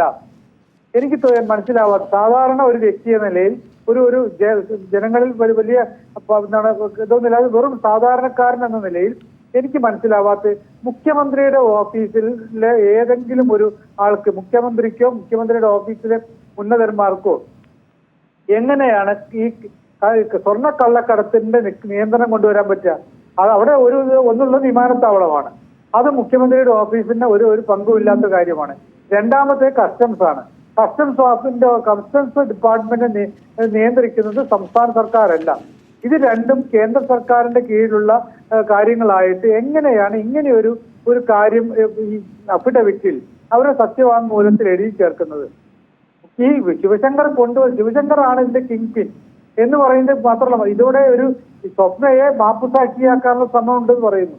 ഇനി അടുത്ത ഘട്ടത്തിൽ ഈ ശിവശങ്കറെ പോലും മാപ്പുസാക്ഷിയാക്കിയിട്ട് വേറെ പല ലക്ഷ്യങ്ങളുണ്ട്. അപ്പൊ ഇത് ഇങ്ങനെ നീട്ടിക്കൊണ്ടു പോകാം. അടുത്ത തെരഞ്ഞെടുപ്പ് വരെ ഇങ്ങനെ ഈ സംഭവങ്ങൾ നീട്ടിക്കൊണ്ടു പോകാനുള്ള ശ്രമമാണ്. ഇതിൽ ED അന്വേഷിച്ചോട്ടെ, NIA അന്വേഷിച്ചോട്ടെ, CBI അന്വേഷിച്ചോട്ടെ, ഈ ആരന്വേഷിക്കുന്നതിലും തെറ്റൊന്നുമില്ല. ഇപ്പൊ ഇവിടെ CAGയുടെ അന്വേഷണത്തിനോ പരിശോധനയ്ക്കോ ഒന്നും ഒരു തെറ്റില്ലല്ലോ. പക്ഷെ ഇങ്ങനെ ചില ലക്ഷ്യത്തോട് കൂടിയിട്ടുള്ള പോക്കാണെന്ന് സംശയിക്കാവുന്ന കേന്ദ്ര സർക്കാർ ഇങ്ങനെ ഈ അന്വേഷണ ഏജൻസികൾ ഈ രീതിയിൽ കൊണ്ടുപോകുന്നു. ഇത് ഒരിക്കൽ പോലും പറയേണ്ടാത്ത കാര്യങ്ങൾ കോടതി പോലും പറഞ്ഞില്ലേ. നിങ്ങളിപ്പോ പറഞ്ഞ കാര്യം നിങ്ങളുടെ കുറ്റപത്രത്തിൽ നിങ്ങൾ സമർപ്പിച്ച കുറ്റപത്രത്തിന് വിരുദ്ധമാണല്ലോ എന്ന് കോടതി വാക്കാൽ ചോദിക്കുന്നല്ലോ. അങ്ങനെ ഒരു അവസ്ഥയിലേക്ക് പോകാൻ കോടതിക്ക് പോലും സംശയം തോന്നുന്നു. ഇതുകൊണ്ടാണ് പറയുന്നത്. ഇപ്പൊ CAGയുടെ ഈ ഒരു നിലപാട്, BJPയുടെ നിലപാട്, അതിനനുകൂലമായിട്ടുള്ള UDFന്റെ നിലപാടൊക്കെ വരുമ്പോൾ ഇത് വേറൊന്നുമില്ല, രാഷ്ട്രീയം മാത്രമാണ്, വോട്ടിന് വേണ്ടിയുള്ള ഒരു ശ്രമം മാത്രമാണ്. അന്വേഷണങ്ങൾ ഈ അന്വേഷണ ഏജൻസികളൊക്കെ അന്വേഷിക്കുമ്പോൾ അത് സ്വാഭാവികമാണെങ്കിൽ മുഖ്യമന്ത്രി പോലും ഏറ്റവും ഒടുവ് EDയുടെ കടന്ന കയറ്റത്തിനപ്പുറത്ത് പറയുമ്പോൾ പോലും മുഖ്യമന്ത്രി പറഞ്ഞൊരു വാക്കുണ്ട്, എല്ലാ ഏജൻസികളെയും അല്ല, ചില ഏജൻസികൾ എന്ന് പറയുന്നുണ്ട്. അന്വേഷിക്കേണ്ടതോ അന്വേഷിക്കട്ടെ, പക്ഷെ അത് വഴിവിട്ട രീതിയിൽ പോകാൻ പാടില്ല എന്ന് മാത്രമേ മുഖ്യമന്ത്രി പറഞ്ഞിട്ടുള്ളൂ. ശരി ശ്രീ സജീവൻ, കൃത്യമാണ്. ഡോക്ടർ ഐസക്, ഞാൻ അങ്ങനെയൊക്കെ വരുന്നതിന് മുമ്പ് ഇപ്പോൾ ഡോക്ടർ ശൂരനാട് രാജശേഖരൻ ടെലിഫോൺ ലൈനിൽ നമ്മളോടൊപ്പം ചേർന്നിട്ടുണ്ട്. ഡോക്ടർ ശൂരനാട്, ഡോക്ടർ ഐസക് നമ്മളോടൊപ്പം ഏതാണ്ട് 1 മണിക്കൂർ പൂർത്തിയാക്കുകയാണ് ഈ ചർച്ച. താങ്കളെ നമുക്കിപ്പോഴാണ് ലഭ്യമായത്. അദ്ദേഹം ആവർത്തിച്ച് ചോദിച്ചുകൊണ്ടിരിക്കുന്ന 2-3 കാര്യങ്ങളിൽ ഒന്ന് ഞാൻ അങ്ങയുടെ മുമ്പിൽ ഇപ്പോൾ വെക്കുകയാണ്. ഈ CAG ഇപ്പോൾ കുറ്റപ്പെടുത്തിയിട്ടുള്ളതുപോലെ, പറഞ്ഞിട്ടുള്ളതുപോലെ സംസ്ഥാനത്തിൻ്റെ വികസനത്തിന് വേണ്ടി കിഫ്ബി വായ്പ എടുക്കുന്നതിനെ എതിർക്കുകയാണ് CAG ചെയ്യുന്നത്.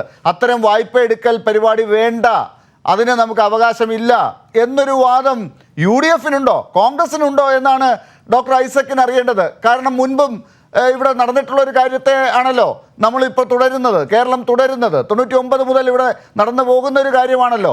അതിങ്ങനെ തുടരുമ്പോൾ കോൺഗ്രസ് അതിനെ എതിർക്കുന്നുണ്ടോ? അങ്ങനെയാണെങ്കിൽ പിന്നെ എന്തിനാണ്, എതിർക്കുന്നില്ലെങ്കിൽ പിന്നെ എന്തിനാണ് KPCCയുടെ സെക്രട്ടറി ഈ കാര്യത്തിൽ BJPയുടെ വക്താക്കൾക്ക് വേണ്ടി BJP-യുടെ വാദമുള്ള ആളുകൾക്ക് വേണ്ടി വാദിക്കുന്നത് കോടതിയിൽ എന്നൊക്കെയുള്ള ഒരു വലിയ ചോദ്യമുണ്ട്. അതിൻ്റെ പിന്നിൽ രാഷ്ട്രീയ ഗൂഢാലോചന വരെ ആരോപിക്കുന്നുണ്ട്. എന്താണ് ഡോക്ടർ ശൂരനാട് രാജശേഖരൻ താങ്കളുടെ പ്രതികരണം? ഡോക്ടർ ലാൽ, എനിക്ക് ബഹുമാനപ്പെട്ട മന്ത്രിയുടെ അഭിപ്രായങ്ങൾ കേൾക്കാൻ കഴിഞ്ഞില്ല. ഞാൻ മറ്റൊരു ജോലിയിലായി പോയതുകൊണ്ടാണ്. എനിക്ക് കൈരളി ചാനലിൽ മിനിസ്റ്ററോടൊപ്പം ഇരുന്ന് ചർച്ചയ്ക്ക് വരണമെന്ന് ആഗ്രഹമുണ്ടായിരുന്നു. ഞാനിപ്പോൾ വളരെ ദൂരെ ഗുരുവായൂർ ഒരു പരിപാടിയായിട്ട് ബന്ധപ്പെട്ട് നിൽക്കുകയാണ്. എങ്കിലും ഈ വിഷയത്തിന്റെ ഔന്നത്യം മനസ്സിലാക്കുകയും അത് മിനിസ്റ്റർ വന്ന് പങ്കെടുക്കുന്നു എന്നുള്ളത് കൊണ്ടുമാണ് ഞാൻ ടെലിഫോൺ ലൈനിൽ വരാൻ ഉദ്ദേശിച്ചത്. തീർച്ചയായിട്ടും ഒരു കാര്യം, ഇന്ന് പ്രതിപക്ഷ നേതാവ് അദ്ദേഹത്തിന്റെ ഫേസ്ബുക്കിൽ പോസ്റ്റ് ചെയ്തിട്ടുള്ള ഒരു കാര്യത്തിന് മന്ത്രി ദയവായി മറുപടി പറയണം. എന്താ വെച്ചാൽ അദ്ദേഹം പറയുന്ന ഒരു കാര്യം, നിയമസഭയുടെ അവകാശത്തെ ലംഘിച്ചിരിക്കുകയാണ് മന്ത്രി ഇന്നത്തെ ഈ പത്രസമ്മേളനത്തിലൂടെ എന്നാണ് പ്രതിപക്ഷ നേതാവ് പറഞ്ഞിട്ടുള്ളത്. നിയമസഭയ്ക്ക് അയാളുടെ മേശപ്പുറത്ത് വെക്കാത്ത ഒരു രേഖ അത് പത്രസമ്മേളനത്തിൽ ചോർത്തിക്കൊടുത്ത് പറഞ്ഞു എന്നുള്ളത് തീർച്ചയായിട്ടും കേരളത്തിലെ ഒരു ധനകാര്യമന്ത്രിക്ക് ഭൂഷണമല്ല, നിയമസഭയുടെ അവകാശ ലംഘനമാണ് എന്നാണ് പ്രതിപക്ഷ നേതാവ് പറയുന്നത്. തീർച്ചയായിട്ടും അതിന് മറുപടി മന്ത്രി പറയും എന്നാണ്. പിന്നെ ഒരു കാര്യം, ഞാൻ പറഞ്ഞതും മന്ത്രി പറഞ്ഞോ എന്നെനിക്ക് അറിഞ്ഞുകൂടാ. CAG ഒരിക്കലും വായ്പ എടുക്കരുതെന്ന് CAG പറഞ്ഞായിട്ട് എനിക്ക് തോന്നുന്നില്ല. പക്ഷെ എടുത്ത പണത്തിന്റെ അഴിമതിയും അല്ലെങ്കിൽ അതിന്റെ ക്രയവിക്രയങ്ങളിൽ വന്നിട്ടുള്ള പോരായ്മകളും കണ്ടെത്തി ബഹുജനങ്ങളെ അറിയിക്കേണ്ട ബാധ്യത, സർക്കാരിനെ അറിയിക്കേണ്ട ബാധ്യത തീർച്ചയായിട്ടും CAGക്കുണ്ട്. CAGയുടെ മുമ്പിൽ ഒരു അന്വേഷണം CAGയുടെ ഓഡിറ്റിന് വേണ്ടി കേരള ഗവൺമെന്റ് ആദ്യം തന്നെ എതിർത്തു. സമ്പൂർണമായ ഓഡിറ്റിനെ കേരള ഗവൺമെന്റ് ആദ്യം തന്നെ ധനകാര്യമന്ത്രി എതിർത്തുകൊണ്ടിരിക്കുകയാണ്. CAG ആക്ട് 22 പ്രകാരം സമ്പൂർണമായ ഒരു ഓഡിറ്റിന് കേരള ഗവൺമെന്റ് അനുവദിക്കില്ല എന്ന് മന്ത്രി നേരത്തെ തന്നെ പറഞ്ഞിട്ടുണ്ട്. ഇപ്പോൾ വരുന്നത് CAG ആക്ടിലെ 14(2) അനുസരിച്ചുള്ള ഒരു സർക്കാർ ഫണ്ടിന്റെ മാത്രം ഓഡിറ്റ് നടത്തുന്നതിന് വേണ്ടി മാത്രമാണ് കൊടുത്തിട്ടുള്ളത്. അത് വാസ്തവത്തിൽ കേരളത്തിലെയും ജനങ്ങളുടെ മനസ്സിൽ വളരെ ആശങ്കകളും വളരെ ധനകാര്യമന്ത്രിക്ക് അപമാനം വരുത്തുന്നതുമായ ഒരു ചിത്രമാണുള്ളത്. ഓഡിറ്റ് വേണ്ട എന്ന് പറയുന്നത് ധനകാര്യമന്ത്രി മാത്രമല്ല, മുഖ്യമന്ത്രിയും പറയുകയാണ്. ഏതെല്ലാം കാര്യത്തിലും, ലൈഫ് മിഷനകത്തായാലും K-ഫോണിലായാലും മറ്റു കാര്യത്തിലൊന്നും ഓഡിറ്റ് നടത്താൻ ഞങ്ങൾക്ക് മനസ്സില്ല എന്നൊരു മുഖ്യമന്ത്രി പറയുകയെന്ന് വെച്ചാൽ, ജനങ്ങളുടെ പണം വിനിയോഗിക്കുമ്പോൾ അതിനൊരു ഓഡിറ്റ് എന്ന് പറയുന്ന ഒരു വിശ്വാസ്യതയെങ്കിലും നമ്മൾ കാണിക്കണ്ടേ? അതൊക്കെ വായ്പ എടുക്കുന്നതിന് എതിരായി പ്രതിപക്ഷം നിൽക്കുന്നു എന്നാണോ അതിന് മറുപടി പറയുന്നത്? ശരി, ഡോക്ടർ ശൂരനാട് അദ്ദേഹം ഈ ഡോക്ടർ ഐസക് ഏനാന് മറുപടി താങ്കൾക്ക് തരും. അദ്ദേഹം ഇതിൽ പലതിനും ഇവിടെ പ്രതികരിച്ച് കഴിഞ്ഞു. എന്നാലും താങ്കളോട് അദ്ദേഹം ഇപ്പം മറുപടി പറയും. പക്ഷെ അതിനു മുമ്പ് എനിക്കൊരു കാര്യം അങ്ങയോട് ക്ലാരിഫിക്കേഷൻ കിട്ടാനുള്ളത്, ഒന്ന്, ഡോക്ടർ ഐസക് രാവിലെ മുതൽ പറയുന്നുണ്ട് പ്രതിപക്ഷ നേതാവ് മറുപടി പറയണം, കേരളത്തിന് ഇങ്ങനെ വായ്പ എടുക്കണോ വേണ്ടയോ, വായ്പ വേണോ വേണ്ടയോ എന്ന്. അതിൽ വ്യക്തമായി താങ്കൾ എന്ത് നിലപാടാണ് പറയുക ഇപ്പോൾ? ഒന്ന്. രണ്ടാമത്തെ ചോദ്യം, KPCCയുടെ സെക്രട്ടറി BJPക്ക് വേണ്ടി ഹൈക്കോടതിയിൽ കേസ് വാദിക്കുന്നു. ഈ കാര്യത്തിൽ സർക്കാരിനെതിരായി സർക്കാർ ഇത്തരത്തിൽ ഭരണഘടനാ വിരുദ്ധമായ പ്രവൃത്തിയിൽ ഏർപ്പെട്ടു എന്ന് പറഞ്ഞ് BJP കൊടുത്തിരിക്കുന്ന BJP നേതാവെന്ന് പറയാൻ പറ്റില്ല, അത് ഇപ്പോൾ ജയസൂര്യനെ എതിർക്കുന്നു. സ്വദേശി ജാഗരൺ മഞ്ചിൻ്റെ നേതാവ് രഞ്ജിത്ത് കാർത്തികേയൻ കൊടുത്തിരിക്കുന്ന കേസ് വാദിക്കുന്നത് KPCC സെക്രട്ടറി ഡോക്ടർ മാത്യു കുഴൽനാടനാണ്. അതിനപ്പുറമുള്ള തെളിവുകൾ തരാനുണ്ട് ഡോക്ടർ ഐസക്കിന് രാഷ്ട്രീയ ഗൂഢാലോചനയ്ക്ക്. ചിലപ്പോൾ ഈ ചർച്ചയിൽ തന്നെ അദ്ദേഹം അത് പറഞ്ഞേക്കാം. അപ്പോൾ അതിനൊരു മറുപടി കൂടി. ഇങ്ങനെ നമ്മൾ ഈ കാര്യങ്ങളെ കാടടച്ച് വെളിവെച്ച് യഥാർത്ഥ ചിത്രത്തിൽ നിന്ന് നമ്മൾ പുരിയരുത്. വായ്പ എടുക്കരുതെന്നും വായ്പ എടുത്ത് അർഹതയുള്ള വായ്പ കേരള ഗവൺമെന്റ് എടുക്കുന്നതിന് നമ്മൾ ഒരിക്കലും KPCC എതിരല്ല, പ്രതിപക്ഷ നേതാവ് എതിരല്ല. പക്ഷെ അതിനെ കണക്കും കൈയും വേണം. കണക്കും കൈയിട്ടാതെ വാരിക്കോരി ചെലവഴിച്ച് മെയ് മാസത്തിൽ പൊടിയും തട്ടി പോകാൻ ഒരു ഭരണഘടനാ വ്യവസ്ഥാപകമായി സത്യപ്രതിജ്ഞ ചെയ്ത ഒരു മന്ത്രിക്ക് കഴിയുമോ? മന്ത്രി അങ്ങനെ പറയുന്നത് ശരിയാണോ? വായ്പ എടുക്കരുതെന്ന് ഏത് പ്രതിപക്ഷ നേതാവ് പറഞ്ഞിട്ടുണ്ട്? അദ്ദേഹം പറഞ്ഞിട്ടില്ല.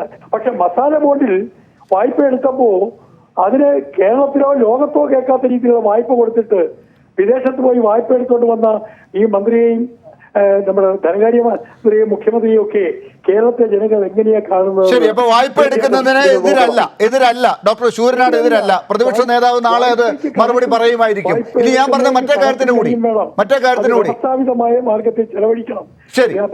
ഭരണഘടനാ വ്യവസ്ഥയുമായി സത്യപ്രതിജ്ഞ ഒരു മന്ത്രിക്ക് ആ വ്യവസ്ഥ ലംഘിക്കാൻ അവകാശമില്ല. ശരി. നിയമസഭയുടെ അവകാശങ്ങളെ ധിക്കരിക്കാൻ അദ്ദേഹം അവസാനമില്ല. ശരി, അപ്പൊ BJP കോൺഗ്രസ് ഗൂഢാലോചനയ്ക്ക് കൂടി മറുപടി. പിന്നെ മാത്യു കൊടനാടനെ പറ്റി, മാത്യു കൊടനാടൻ ചെറുപ്പക്കാരുടെ കൂട്ടത്തിൽ ഏറ്റവും നല്ല വക്കീലാണ്.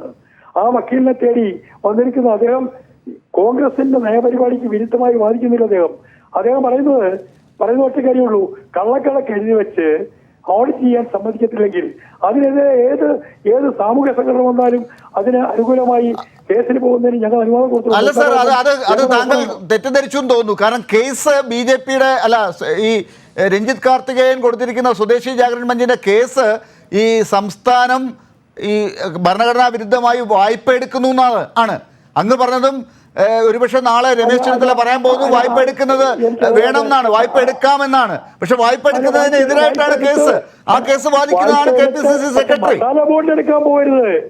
മസാല ബോണ്ട് എടുക്കാനും ലോകത്തിൽ കേൾക്കാത്ത പലിശ കൊടുത്തിട്ട് എടുത്തിട്ട് വരാനും ഒരു കമ്മ്യൂണിസ്റ്റ് സർക്കാരിന്റെ പ്രതിനിധി പോയെന്ന് പറഞ്ഞാൽ ഇതിൽ കൂടുതൽ അപമാനമുണ്ടോ? അപ്പൊ കോൺഗ്രസിന്റെ നയമാണോ ഡോക്ടർ മാത്യു കുഴൽനാടൻ ഇങ്ങനെ വാദിക്കുന്നത്? അത് തന്നെയാണോ ഡോക്ടർ ഐസക്കിന് അറിയേണ്ടത്? ഡോക്ടർ ആലെ ഞാനത് പഠിച്ചിട്ടില്ല. ഞങ്ങൾ പറഞ്ഞതാണെങ്കിൽ കണക്കും കയ്യും വേണം. വാരിക്ക് ഒരുപോലെ വാരിക്ക് ഒഴിച്ചിട്ട് മെയ് മാസത്തിൽ പൊടിയും തട്ടി പോകാൻ പറ്റില്ല എന്നാരെങ്കിലും കേസ് കൊടുത്താൽ ശരി. ഡോക്ടർ ഐസക്ക് മറുപടി.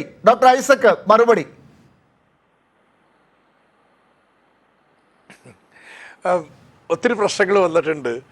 ആദ്യത്തേത് സഭയുടെ അവകാശം ഞാൻ ലംഘിച്ചു എന്നുള്ളതാണ്.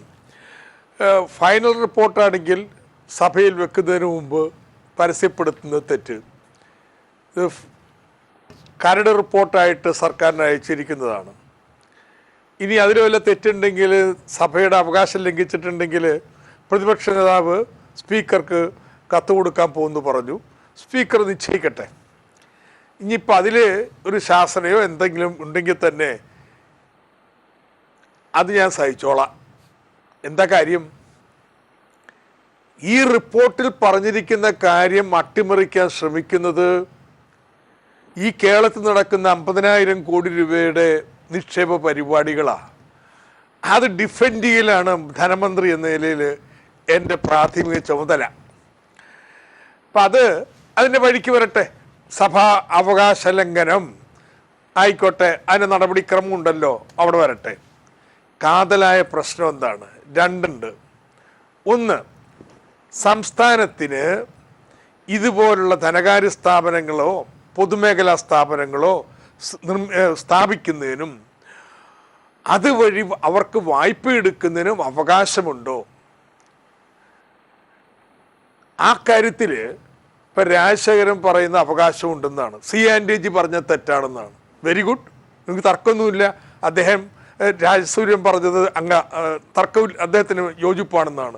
ഞാൻ അടുത്തുണ്ടായെങ്കിൽ കൈകുലിക്കാൻ എന്ത് ചെയ്യാൻ, നമ്മൾ ഇത്ര വളരെ ദൂരത്തായിപ്പോയി. അദ്ദേഹം പറയുന്നെങ്കിൽ എനിക്ക് തർക്കമില്ല. അദ്ദേഹത്തിന് സോറി ഞാൻ മുട്ടുകൊണ്ടെന്ന് മുട്ടിയാൽ അപ്പൊ അക്കാര്യത്തിൽ രാജശേഖരന് അഭിപ്രായ വ്യത്യാസം ഇല്ല എന്നാണ് അദ്ദേഹം പറഞ്ഞതെന്ന് എനിക്ക് തോന്നിയത്. ഇതങ്ങ് നമ്മുടെ പ്രതിപക്ഷ നേതാവും കൂടി പറഞ്ഞെങ്കിൽ കാര്യം അത്ര എളുപ്പം. ഏത് കേരളത്തിലെ രാഷ്ട്രീയ പാർട്ടികൾ C&G കിഫ്ബി വായ്പയ്ക്ക് നൽകിയിരിക്കുന്ന വ്യാഖ്യാനം തെറ്റാണെന്ന് ഏകകണ്ഠമായി പറയുന്നു. അതിൽപ്പരം എനിക്ക് അഭിമാനിക്കാനും സന്തോഷിക്കാനും വേറെ എന്തുണ്ട്? പക്ഷെ ആകെ അഭിപ്രായ വ്യത്യാസം സൂര്യനാടാണെങ്കിലും നമ്മുടെ ഇവിടെ വക്കീലാണെങ്കിലും പറയുന്നത് എന്താണെന്ന് വെച്ച് കഴിഞ്ഞാൽ, ഇങ്ങനെയൊക്കെ വായ്പ എടുത്താൽ ശരിയായിട്ട് ഓഡിറ്റ് വേണം, അതില്ലാത്തതിൽ ആ പ്രയാസം എന്നുള്ളതാണ്. ശരിയായ ഓഡിറ്റ് നടന്നു കഴിഞ്ഞെന്ന്, സമഗ്രമായ ഓഡിറ്റ് ഇത് സംബന്ധിച്ച് AGക്ക് ഇപ്പം അഭിപ്രായ വ്യത്യാസമില്ല. ഞാൻ പറഞ്ഞല്ലോ, അല്ല കണക്ക് ഞങ്ങൾ കൊടുത്ത കണക്കല്ല, കിഫ്ബിയുടെ മുഴുവൻ രേഖകളും ഞങ്ങളുടെ സാന്നിധ്യമില്ലാതെ എപ്പോൾ വേണമെങ്കിലും ഓൺലൈനായിട്ട് എടുത്ത് പരിശോധിക്കാൻ 6 മാസക്കാലം ഞങ്ങളുടെ പാസ്വേഡ് കൊടുത്തു. അതിനപ്പുറം എന്താ സഹകരിക്കണ്ടേ? വെറുതെ ജനങ്ങളെ ആശയക്കുഴപ്പത്തിലാക്കാൻ 14, 120 എന്നൊക്കെ പറഞ്ഞ് എന്താ CA&AGക്ക് നിങ്ങളുടെ ഈ വാദം ഇല്ല ഇപ്പോൾ. ഡോക്ടർ ഐസക്, അപ്പോ താങ്കൾ താങ്കൾ ആ ഗൂഢാലോചന പിൻവലിക്കുന്നുണ്ടോ? ഗൂഢാലോചനാവാദം പിൻവലിക്കുന്നുണ്ടോ? അങ്ങനെയാണെങ്കിൽ ഇപ്പോ എന്തോ പ്രതിപക്ഷ നേതാവ് ഇങ്ങനെയുള്ള അഭിപ്രായത്തിലേക്കാണ് പോകുന്നതെങ്കിൽ അങ്ങ് പറഞ്ഞ ഗൂഢാലോചന ആ ഒരു ഭാഗമുണ്ടല്ലോ, ആ തിയറി മാറുകയാണോ അതോ അതിൽ ഉറച്ചു നിൽക്കുന്നുണ്ടോ? താങ്കൾ എന്തൊക്കെയോ ആരൊക്കെയോ തമ്മിൽ ഗൂഢാലോചന നടത്തിയത് അറിയാമെന്നാണ് താങ്കൾ പറഞ്ഞത്. ഇല്ലില്ല, ഞാനത് അല്ലല്ല. പ്രതിപക്ഷ നേതാവ് CA&AG റിപ്പോർട്ടിലെ നിലപാട് തെറ്റാണ്. സംസ്ഥാന സ്ഥാപനങ്ങൾക്ക് ഇങ്ങനെ വായ്പ എടുക്കാൻ അവകാശമുണ്ട് എന്ന് പറഞ്ഞു കഴിഞ്ഞാൽ കേരളത്തിലെ രാഷ്ട്രീയ പാർട്ടികൾ ഒരുമിച്ച് നിൽക്കുകയാണെങ്കിൽ ഞാൻ പറഞ്ഞത് പിൻവലിക്കാലോ, 100 വട്ടം പിൻവലിക്കാലോ, എന്ത് പ്രയാസം? അത് പറയുന്നില്ലെന്ന് വീണ്ടും വീണ്ടും ചോദിച്ചിട്ടും ഞാൻ സത്യം പറഞ്ഞാൽ കഴിഞ്ഞ ഒരു മാസത്തിനിടയിൽ ഒരു 4 പ്രാവശ്യമെങ്കിലും എൻ്റെ ഫേസ്ബുക്ക് പോസ്റ്റുകളിൽ അദ്ദേഹത്തോട് ചോദ്യം ചോദിച്ചിട്ടുണ്ട്. അദ്ദേഹം ഒരിക്കൽ പോലും മറുപടി പറഞ്ഞിട്ടില്ല. അതുകൊണ്ടിപ്പോൾ നമ്മുടെ സൂര്യനാട് പറഞ്ഞതുപോലെ, ജയസൂര്യ പറഞ്ഞതുപോലെ അദ്ദേഹം ഇത് അംഗീകരിക്കുകയാണെങ്കിൽ പിന്നെ പ്രശ്നം തീർന്നെന്ന്. ഈ ഗൂഢാലോചനയെ കുറിച്ച് പറഞ്ഞതെല്ലാം തെറ്റ് എന്നും ഞാൻ ഏറ്റു പറയാം. കേരളത്തിലെ രാഷ്ട്രീയ പാർട്ടികൾ ചെയ്യേണ്ടതാണ് ഈ നാടിൻ്റെ വികസനത്തിന് അത്യന്താപേക്ഷിതമായിട്ടുള്ള കാര്യം. ഇത് നമ്മുടെ കൺമുമ്പിൽ കാണാമല്ലോ എന്ന് മാറ്റങ്ങൾ വരുന്നത്. ഇത് ഏത് സർക്കാരായാലും മുന്നോട്ട് കൊണ്ടുപോകേണ്ടതല്ലേ? കിഫ്ബി 99 തുടങ്ങിയിട്ട് ഇത്രയും നാൾ നിലനിന്നല്ലോ, എത്ര സർക്കാരുകൾ മാറി വന്നു? ഉമ്മൻചാണ്ടി സാറിൻ്റെ അവസാനത്തെ ബഡ്ജറ്റിൽ ഞാനിപ്പോൾ ചെയ്യുന്നത് പോലൊരു കാര്യം ചെയ്യും എന്ന് അദ്ദേഹം സൂചിപ്പിച്ചിട്ടുണ്ടല്ലോ. ഒരുപക്ഷെ വേറെ ആർക്കും മനസ്സിലായി കാണില്ല. കാരണം 2010 എൻ്റെ ബഡ്ജറ്റിൽ ഞാൻ പറയുമ്പോൾ അത് എന്താ ഇസ്ലാമിക് ബാങ്കിങ് ആണെന്നൊക്കെ തമാശ പറഞ്ഞ് അശുവാക്കി കളഞ്ഞു. അതിങ്ങനെ ഈ സ്വയം കളിയാക്കുന്നതെല്ലാം സ്വയം വിശ്വസിച്ചിട്ട് അവസാനം 4 വർഷം മട്ടത്ത് വെച്ചിട്ട് 5ാം വർഷമാണ് ഇത് തൊടിയെട്ടിയെടുക്കാൻ നോക്കിയത്. അങ്ങനെ അവരുടെ കാലം കഴിഞ്ഞു. ഇത് ഇനിയും മുന്നോട്ട് കൊണ്ടുപോകേണ്ടതാണ്. ഇതിന് തടസ്സമാണ് CA&AG റിപ്പോർട്ട് എന്ന് കോൺഗ്രസ് സമ്മതിച്ചു കഴിഞ്ഞാൽ ഗൂഢാലോചനയൊന്നുമില്ല, നമുക്ക് ഒരുമിച്ച് നിൽക്കാമെന്ന്. അങ്ങനെ നിൽക്കുന്നില്ല, കേസ് കൊടുത്തിരിക്കുന്നു. ഇത്രയും പ്രകോപനവും ഇങ്ങനെ ഞാൻ പറഞ്ഞിട്ടും ഒരിക്കൽ പോലും പ്രതിപക്ഷ നേതാവ് ഞങ്ങൾക്ക് ഇക്കാര്യത്തിൽ അഭിപ്രായ വ്യത്യാസം എന്ന് പറഞ്ഞിട്ടില്ലല്ലോ. പറ, ഒരുമിച്ച് നിലപാടെടുക്കാം. കേരളത്തിൻ്റെ ഈ സൗഭാഗ്യത്തെ തകർക്കുന്നതിന് സമാനതകളില്ലാത്ത ഇങ്ങനെയൊരു ഫിനാൻസിങ് രീതി അതിനെ തകർക്കുന്നതിന് കൂട്ടുനിൽക്കരുത്. തകർക്കാൻ ശ്രമിക്കുന്നവരും ഒരുമിച്ച് ചേർക്കണം. അതുമാത്രമേ എനിക്ക് ആവശ്യമുള്ളൂ. അഡ്വക്കേറ്റ് ജയസൂര്യൻ വളരെ പെട്ടെന്ന് ഒരു പ്രതികരണം നടത്തുകയാണെങ്കിൽ, നിങ്ങൾ ഈ കേസിനെ എതിർക്കണം ഒന്ന്. രണ്ടാമത്തെ കാര്യം, ഈ പറഞ്ഞ കാര്യത്തിൽ ഒന്നുകൂടി ഉറപ്പിച്ച് പറയണം, വായ്പ എടുക്കാം, കേരളത്തിൻ്റെ വികസന പദ്ധതികളെ അട്ടിമറിക്കില്ല, ഓഡിറ്റിംഗ് ഒക്കെ നടക്കുന്നുണ്ട്. അപ്പോൾ ഈ കാര്യത്തിൽ എന്താണ് നിങ്ങൾക്ക് തർക്കം? ഡോക്ടർ ഐസക്കിനൊപ്പം നിങ്ങൾക്ക് നിൽക്കാൻ എന്താണ് ബുദ്ധിമുട്ട്? അല്ല, ഞാനത് വളരെ വ്യക്തമായിട്ട് പറയാം. അത് ഡോക്ടർ തോമസ് ഐസക് വളരെ ഭംഗിയായിട്ട് ഈ വിഷയം വഴിതിരിച്ച് കേരളീയരെ തെറ്റിദ്ധരിപ്പിക്കുകയാണ്. അദ്ദേഹം പറഞ്ഞത് CAG ഞങ്ങൾ പറഞ്ഞ ഓഡിറ്റിംഗ് എല്ലാം അംഗീകരിച്ചു, വായ്പയെ സംബന്ധിച്ച് CAG പറഞ്ഞിരിക്കുന്നു വായ്പ എടുക്കരുത് എന്ന്. CAG പറഞ്ഞത് വായ്പ എടുക്കരുത് എന്നല്ല, CAG പറഞ്ഞത് 20 അനുസരിച്ചിട്ടുള്ള ഓഡിറ്റിംഗ് വേണം എന്ന് തന്നെയാണ്. അതായത് 14 അനുസരിച്ചെന്ന് പറയുമ്പോൾ അതിൽ സർക്കാർ കൊടുത്ത ഫണ്ടിന്റെ മേൽ മാത്രമേ ഓഡിറ്റിംഗ് ഉള്ളൂ.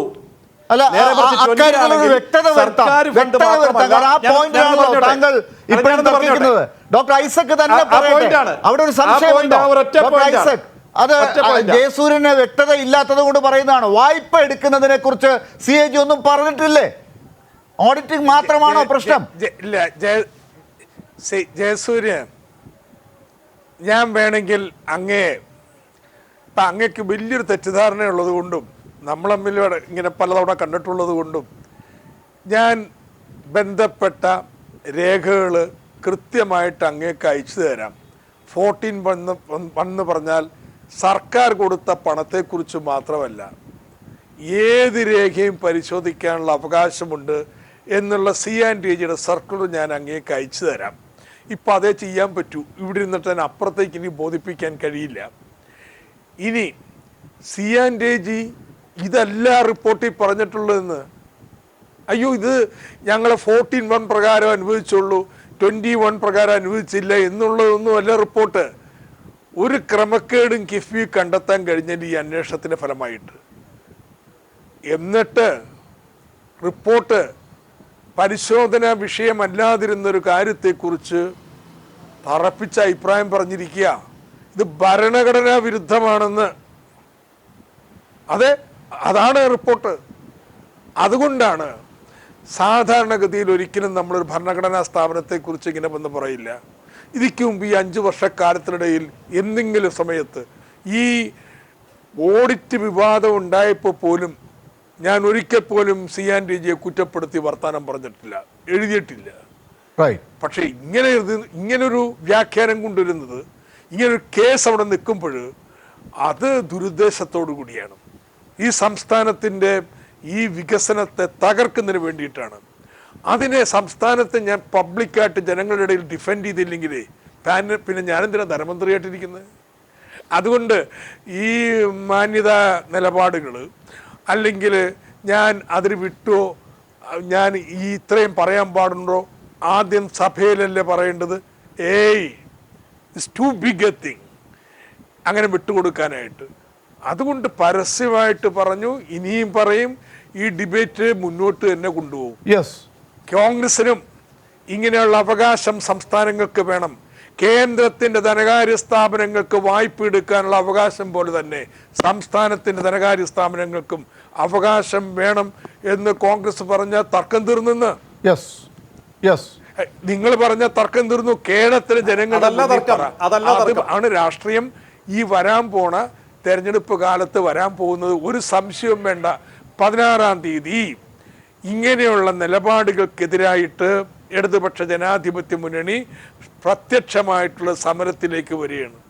ഞങ്ങൾ ക്യാമ്പയിൻ ചെയ്യാൻ പോകുന്നത് ഇതാണ്. നിങ്ങളുടെ പഞ്ചായത്ത് സമരത്തിലുണ്ടാകുമോ? ആ സ്കൂള്, ഈ ആശുപത്രി, നമ്മൾ പണിയേണ്ട സ്റ്റേഡിയം, ഇതൊക്കെ വേണോ? അതോ ഇവിടെ വെച്ച് നിർത്തണോ? നിർത്താനായിട്ട് ശ്രമിക്കുകയാണ് കേസ് കൊടുത്ത് ചിലര്. നിർത്താനായിട്ട് ശ്രമിക്കുകയാണ് CNDG റിപ്പോർട്ടിലൂടെ. ഇതിനോട് പ്രതികരിക്കണം എന്ന് ജനങ്ങളോട് പറയാൻ പോയ 16-ാം തീയതി മുതൽ ആ പ്രവർത്തനം തുടങ്ങാൻ പോയാ. ശ്രീ ജയസൂര്യൻ, ഞാൻ താങ്കളിലേക്ക് വരാം. നമുക്കൊരു 5-10 മിനിറ്റിനകത്ത് ചർച്ച തീരും. ഡോക്ടർ ഐസക്കും അത്രയും നേരം നമ്മളോടൊപ്പം ഇരിക്കുന്നത് ഇതിൻ്റെ വളരെ പ്രാധാന്യം കൊണ്ട് തന്നെയാണ്, ജനങ്ങളിലേക്ക് കാര്യങ്ങൾ എത്തുന്നത് കൊണ്ടാണ്. ഒരു 7-8 മിനിറ്റിൽ നമുക്ക് ചർച്ച തീരും. ജയസൂര്യൻ, ഞാൻ അങ്ങയിലേക്ക് വരാം. അതിന് മുമ്പ് ശ്രീ സജീവൻ, ഇപ്പോൾ ഇവിടെ ഒരു വലിയ ഒരു ആശങ്ക തോന്നുന്ന ഒരു കാര്യം എന്താ വെച്ചാൽ, ഇവിടെ ഒരു വലിയ പുകമറ നമുക്ക് തോന്നുന്നത് എന്താണെന്ന് വെച്ചാൽ, ഡോക്ടർ ഐസക്ക് പറയുന്ന ഒരു കാര്യം നമ്മുടെ മുമ്പിലേക്ക് വ്യക്തമാകുന്നത് എന്താണെന്ന് വെച്ചാൽ, ഈ ഭരണഘടനാ വിരുദ്ധം എന്നൊരു വാക്ക് ഈ കേരളത്തിൻ്റെ പദ്ധതികളെക്കുറിച്ച്, കിഫ്ബിയെക്കുറിച്ച്, കിഫ്ബിയുടെ പ്രവർത്തനത്തെക്കുറിച്ച് ആദ്യം പറയാതിരുന്ന CAG ഈ കരട് റിപ്പോർട്ടിൽ അത് പറയുന്നു. അത് വേണമെങ്കിൽ അയച്ചു കൊടുക്കാം ജയസൂര്യൻ എന്ന് വരെ പറയുന്നുണ്ട് ഡോക്ടർ ഐസക്ക്. അതേ വാക്ക് ഉപയോഗിച്ചുകൊണ്ടാണ് ഈ സ്വദേശി ജാഗരൺ മഞ്ചിൻ്റെ പരാതി. അതിലാണ് KPCC സെക്രട്ടറി വാദിക്കുന്നത്, ആ കേസാണ് വാദിക്കുന്നത്. അതിനെക്കുറിച്ച് ഞാൻ പഠിച്ചിട്ടില്ല എന്നാണ് ഡോക്ടർ ശൂരനാട് രാജശേഖരൻ ഈ കേസ് വാദിക്കൽ കാര്യത്തെക്കുറിച്ച് പഠിച്ചിട്ടില്ല എന്നാണ് നമ്മളോടിപ്പോൾ പറഞ്ഞത്. പ്രതിപക്ഷ നേതാവ് ഒന്നും പറയുന്നില്ല. വലിയ പുകമറ. അതാണ് നമുക്ക് ഇപ്പോൾ ചർച്ച ചെയ്യേണ്ടതെന്ന് തോന്നുന്നു. ശ്രീ സജീവൻ. തീർച്ചയായിട്ടും ഇതിൽ ഇപ്പൊ നേരത്തെ ജയസൂര്യൻ പറഞ്ഞത് ഉന്നയിച്ച സംശയം 14(1) പ്രകാരം സർക്കാരിന്റെ വായ്പ, സർക്കാർ അനുവദിക്കുന്ന കാര്യങ്ങൾ, ഗ്രാന്റ് തുടങ്ങിയ കാര്യങ്ങൾ മാത്രമേ പരിശോധനയ്ക്ക് വരികയുള്ളൂ. അതുകൊണ്ടാണ് CNDG 21 വേണമെന്ന് പറഞ്ഞത്. അതിന് മറുപടിയായിട്ട് കൃത്യമായിട്ട്, വളരെ കൃത്യമായിട്ട് ധനകാര്യ വകുപ്പ് മന്ത്രി എന്ന നിലയ്ക്ക് ഇവിടെ ഐസക് പറഞ്ഞല്ലോ, ഇതിൽ 14(1) പ്രകാരം എല്ലാം അന്വേഷിക്കാം എന്നും അത് ആ രീതിയിൽ അന്വേഷിക്കുകയും ചെയ്തു. അതിനിടയിൽ ഒരു ഭരണഘടനാ വിരുദ്ധം എന്ന ഒരു പ്രയോഗം ഇവിടെ എന്തിനാണ് കൊണ്ടുവന്നിട്ടുള്ളത്? അതാണ് അത് അല്ലെങ്കിൽ ഇന്ന ഭരണഘടനാ വിരുദ്ധമായിട്ടുള്ള നടപടിയെന്ന് വ്യാഖ്യാനിക്കണം. അതോ അതേ കാര്യമാണ് ഇവിടെ പ്രതിപക്ഷ നേതാവും ഉൾപ്പെടെയുള്ള പ്രതിപക്ഷ നേതാക്കന്മാർ മുഴുവൻ, പ്രതിപക്ഷത്തുള്ള എല്ലാ നേതാക്കന്മാരും പറഞ്ഞുകൊണ്ടിരിക്കുന്നത് ഈ പറയുന്നതോട് കൂടി ഭരണഘടനാ വിരുദ്ധ ജനങ്ങളുടെ മനസ്സിലേക്ക് ഈ സർക്കാർ പ്രവർത്തിക്കുന്ന ഭരണഘടനാ വിരുദ്ധമായിട്ടാണ് എന്നുള്ള ഒരു തോന്നൽ ഉണ്ടാക്കാൻ അതുകൊണ്ടാണല്ലോ ഐസക് ഇവിടെ കൃത്യമായിട്ട് നിയമസഭയ്ക്കകത്ത് പറയേണ്ട കാര്യം ഇവിടെ പറഞ്ഞത്. അദ്ദേഹം പറയും എന്തൊക്കെ അവകാശ ലംഘനമാണെങ്കിൽ അതിന്റെ ശിക്ഷയോ എന്താണെങ്കിലും ഞാൻ ഏറ്റെടുക്കാൻ തയ്യാറാണ് എന്ന് ഇവിടെ ഇപ്പോ ഐസക് പറയുന്നുണ്ടെങ്കിൽ അത് അദ്ദേഹം പറഞ്ഞ അത് കാരണം ഇത് സർക്കാരിനെ പുകമറയിൽ നിർത്തിക്കൊണ്ട് സർക്കാരിനെ പ്രതിക്കൂട്ടിലാക്കിക്കൊണ്ട് രാഷ്ട്രീയം കളിക്കുമ്പോഴാണ് തെരഞ്ഞെടുപ്പ് ഘട്ടത്തിൽ ഇത് ഒരു വലിയ പ്രശ്നമാക്കി കൊണ്ടുവരുന്നുള്ളതാണ്. പിന്നീട് സ്വദേശി ജാഗരൺ മഞ്ചിന്റെ കാര്യത്തിൽ പറഞ്ഞപ്പോ അത് BJP-യുമായി ബന്ധമില്ലാതെ ജയസൂര്യ പറഞ്ഞു. ഇവിടെയുള്ളൊരു പ്രശ്നം എന്ന് പറയുന്നത് ഈ സംഘപരിവാറിന്റെ ഒരു പ്രത്യേകത, സംഘവുമായി ബന്ധപ്പെട്ട കുറെ പരിവാര സംഘടനകളുണ്ട്. ഇത് BJP ഉൾപ്പെടെ ഓരോന്നും BHP പോലുള്ള ഓരോന്നും അപ്പൊ അതൊക്കെ ഏതാണ്ടല്ല ഒരേ ലക്ഷ്യത്തോടു കൂടി നീങ്ങുന്നതാണ്. ഓരോരോ കാര്യങ്ങൾ വരുന്നു. ഇവിടെ ശബരിമല പ്രശ്നത്തിൽ കേസ് കൊടുത്ത ആരാ? കേസ് കൊടുത്തത് ഇതേ BJP ബന്ധമുള്ള സ്ത്രീകളാണ്, അഭിഭാഷകരാണല്ലോ. വനിതാ അഭിഭാഷകർ കൊടുത്തിട്ടുള്ള അത് മറ്റാരുമല്ല, കോൺഗ്രസ്സുകാരല്ല, CPM-കാരല്ല, ലീഗുകാരല്ല, ആരുമല്ല. ഇത് ഈ സംഭവത്തിൽ കൊടുത്തിട്ടുള്ള ഈ ആളുകൾ. പക്ഷെ അവസാനം ഇതൊരു കേസായി വന്നപ്പോ അല്ലെങ്കിൽ ഇതൊരു വിധിയായി വന്നപ്പോൾ അത് സർക്കാർ നടപ്പാക്കാൻ പോയ സമയത്ത് അതിനെതിരെ രംഗത്ത് വന്നവരാണ്. ഈ ഒരു ഇരട്ടത്താപ്പിന്റെ ഒരു കളി അത് ഇവിടെയും കാണുന്നു. ഞങ്ങൾക്ക് ബന്ധമില്ലാതെ BJP നേതാക്കന്മാർ പറയുന്നു. അതോടൊപ്പം തന്നെ BJP-യുടെ വേറൊരു മുഖമാണിത് എന്നുള്ള കാര്യം തീർച്ചയായിട്ടും അതാണ് ജനങ്ങളുടെ മുമ്പിലേക്ക് ഡോക്ടർ ഐസക് ഇപ്പോൾ എടുത്തു വെക്കുന്നതും. ശ്രീ ജയസൂര്യൻ, ഒറ്റ കാര്യം വളരെ ചുരുക്കി, അപ്പൊ ഈ കാര്യങ്ങളുമായി ജനങ്ങളുടെ മുമ്പിലേക്ക് പോവുകയാണ് ഡോക്ടർ ഐസക്. അവിടെ നിങ്ങൾ നിയമത്തിന്റെ പിടിയിൽ കൊണ്ടിട്ടാലും ഭരണഘടനാപരമായ വലിയ കുരുക്ക് മുറുക്കിക്കൊണ്ട് ചെന്നാലും അതിലൊന്നും ഡോക്ടർ ഐസക് ഇനി വീഴാൻ തയ്യാറല്ല. അദ്ദേഹം നിങ്ങളെക്കാൾ പഠിച്ച രീതിയിൽ തന്നെ കാര്യങ്ങൾ മുമ്പോട്ടെടുത്ത് ഒരു പടി മുമ്പേ എടുത്ത് ഇന്ന് വാർത്താ സമ്മേളനത്തിലൂടെ ജനങ്ങൾക്ക് മുമ്പിലേക്ക് എടുത്തിട്ടിരിക്കുകയാണ് കാര്യങ്ങളെ. നിങ്ങൾക്ക് ഇനി ജനങ്ങളുടെ മുമ്പിലേ പറയാൻ പറ്റൂ ഈ കാര്യങ്ങൾ വ്യക്തമായി.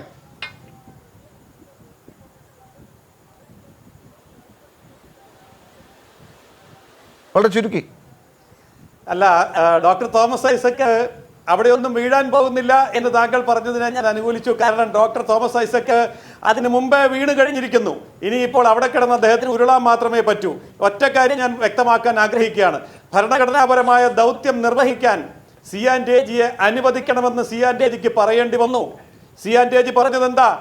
ഈ ഭരണഘടനാപരമായ ദൗത്യമാണ് മുഖ്യമന്ത്രി ചെയർമാനായിട്ടുള്ള ഒരു സംസ്ഥാന ഗവൺമെന്റ് നേതൃത്വം കൊടുക്കുന്ന ഒരു ഫണ്ട് പൊതുവായിട്ട് പൊതുജനങ്ങൾക്ക് വേണ്ടി ഉപയോഗിക്കുമ്പോൾ അവിടെ അതിന്റെ ഓഡിറ്റിംഗ് നടത്താനുള്ള ഭരണഘടനാപരമായ ദൗത്യം CNTG-ക്കുണ്ട്. അത് നിർവഹിക്കാൻ വേണ്ടി വരുമ്പോൾ സെക്ഷൻ 14 വരെ നിങ്ങൾ നിർവഹിച്ചാൽ മതി.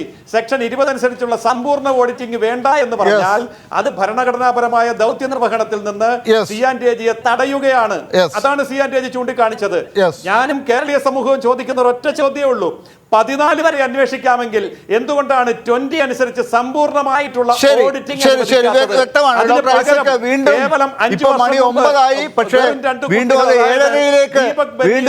മണിയിലേക്ക് തിരിച്ചു കൊണ്ടുപോയോ അഡ്വക്കേറ്റ് ജയസൂര്യൻ എന്ന് എനിക്കൊരു സംശയം. കാരണം ആദ്യത്തെ അതേ പരാമർശം തന്നെയാണ് അദ്ദേഹം ഇപ്പോഴും പറഞ്ഞുകൊണ്ടിരിക്കുന്നതെന്ന് എനിക്കൊരു തോന്നൽ. ഡോക്ടർ ഐസക് ജനങ്ങളുടെ മുമ്പാകെ അപ്പോഴും മറുപടി പറയേണ്ടി വരുമല്ലോ. എന്താണ് മറുപടി ഇപ്പോഴും ഈ ഘട്ടത്തിൽ ചർച്ച അവസാനിക്കുമ്പോൾ? ഡോക്ടർ ഐസക്, ഒറ്റ സെന്റൻസ് കൂടി ഡോക്ടർ. CNTG-യേക്കാൾ വലുതാണ് ടെറാനസ് കൺസൾട്ടൻസി. 50,000 കോടി രൂപയുടെ ഓഡിറ്റ് കൊടുത്തിരിക്കുന്നത്. അത് കേരളീയ സമൂഹം ചർച്ച ചെയ്യട്ടെ. ശരി, സമൂഹം ചർച്ച ചെയ്യട്ടെ. ശരി, ഡോക്ടർ ഐസക് പറഞ്ഞോളൂ. ഡോക്ടർ ഐസക് പറഞ്ഞോളൂ.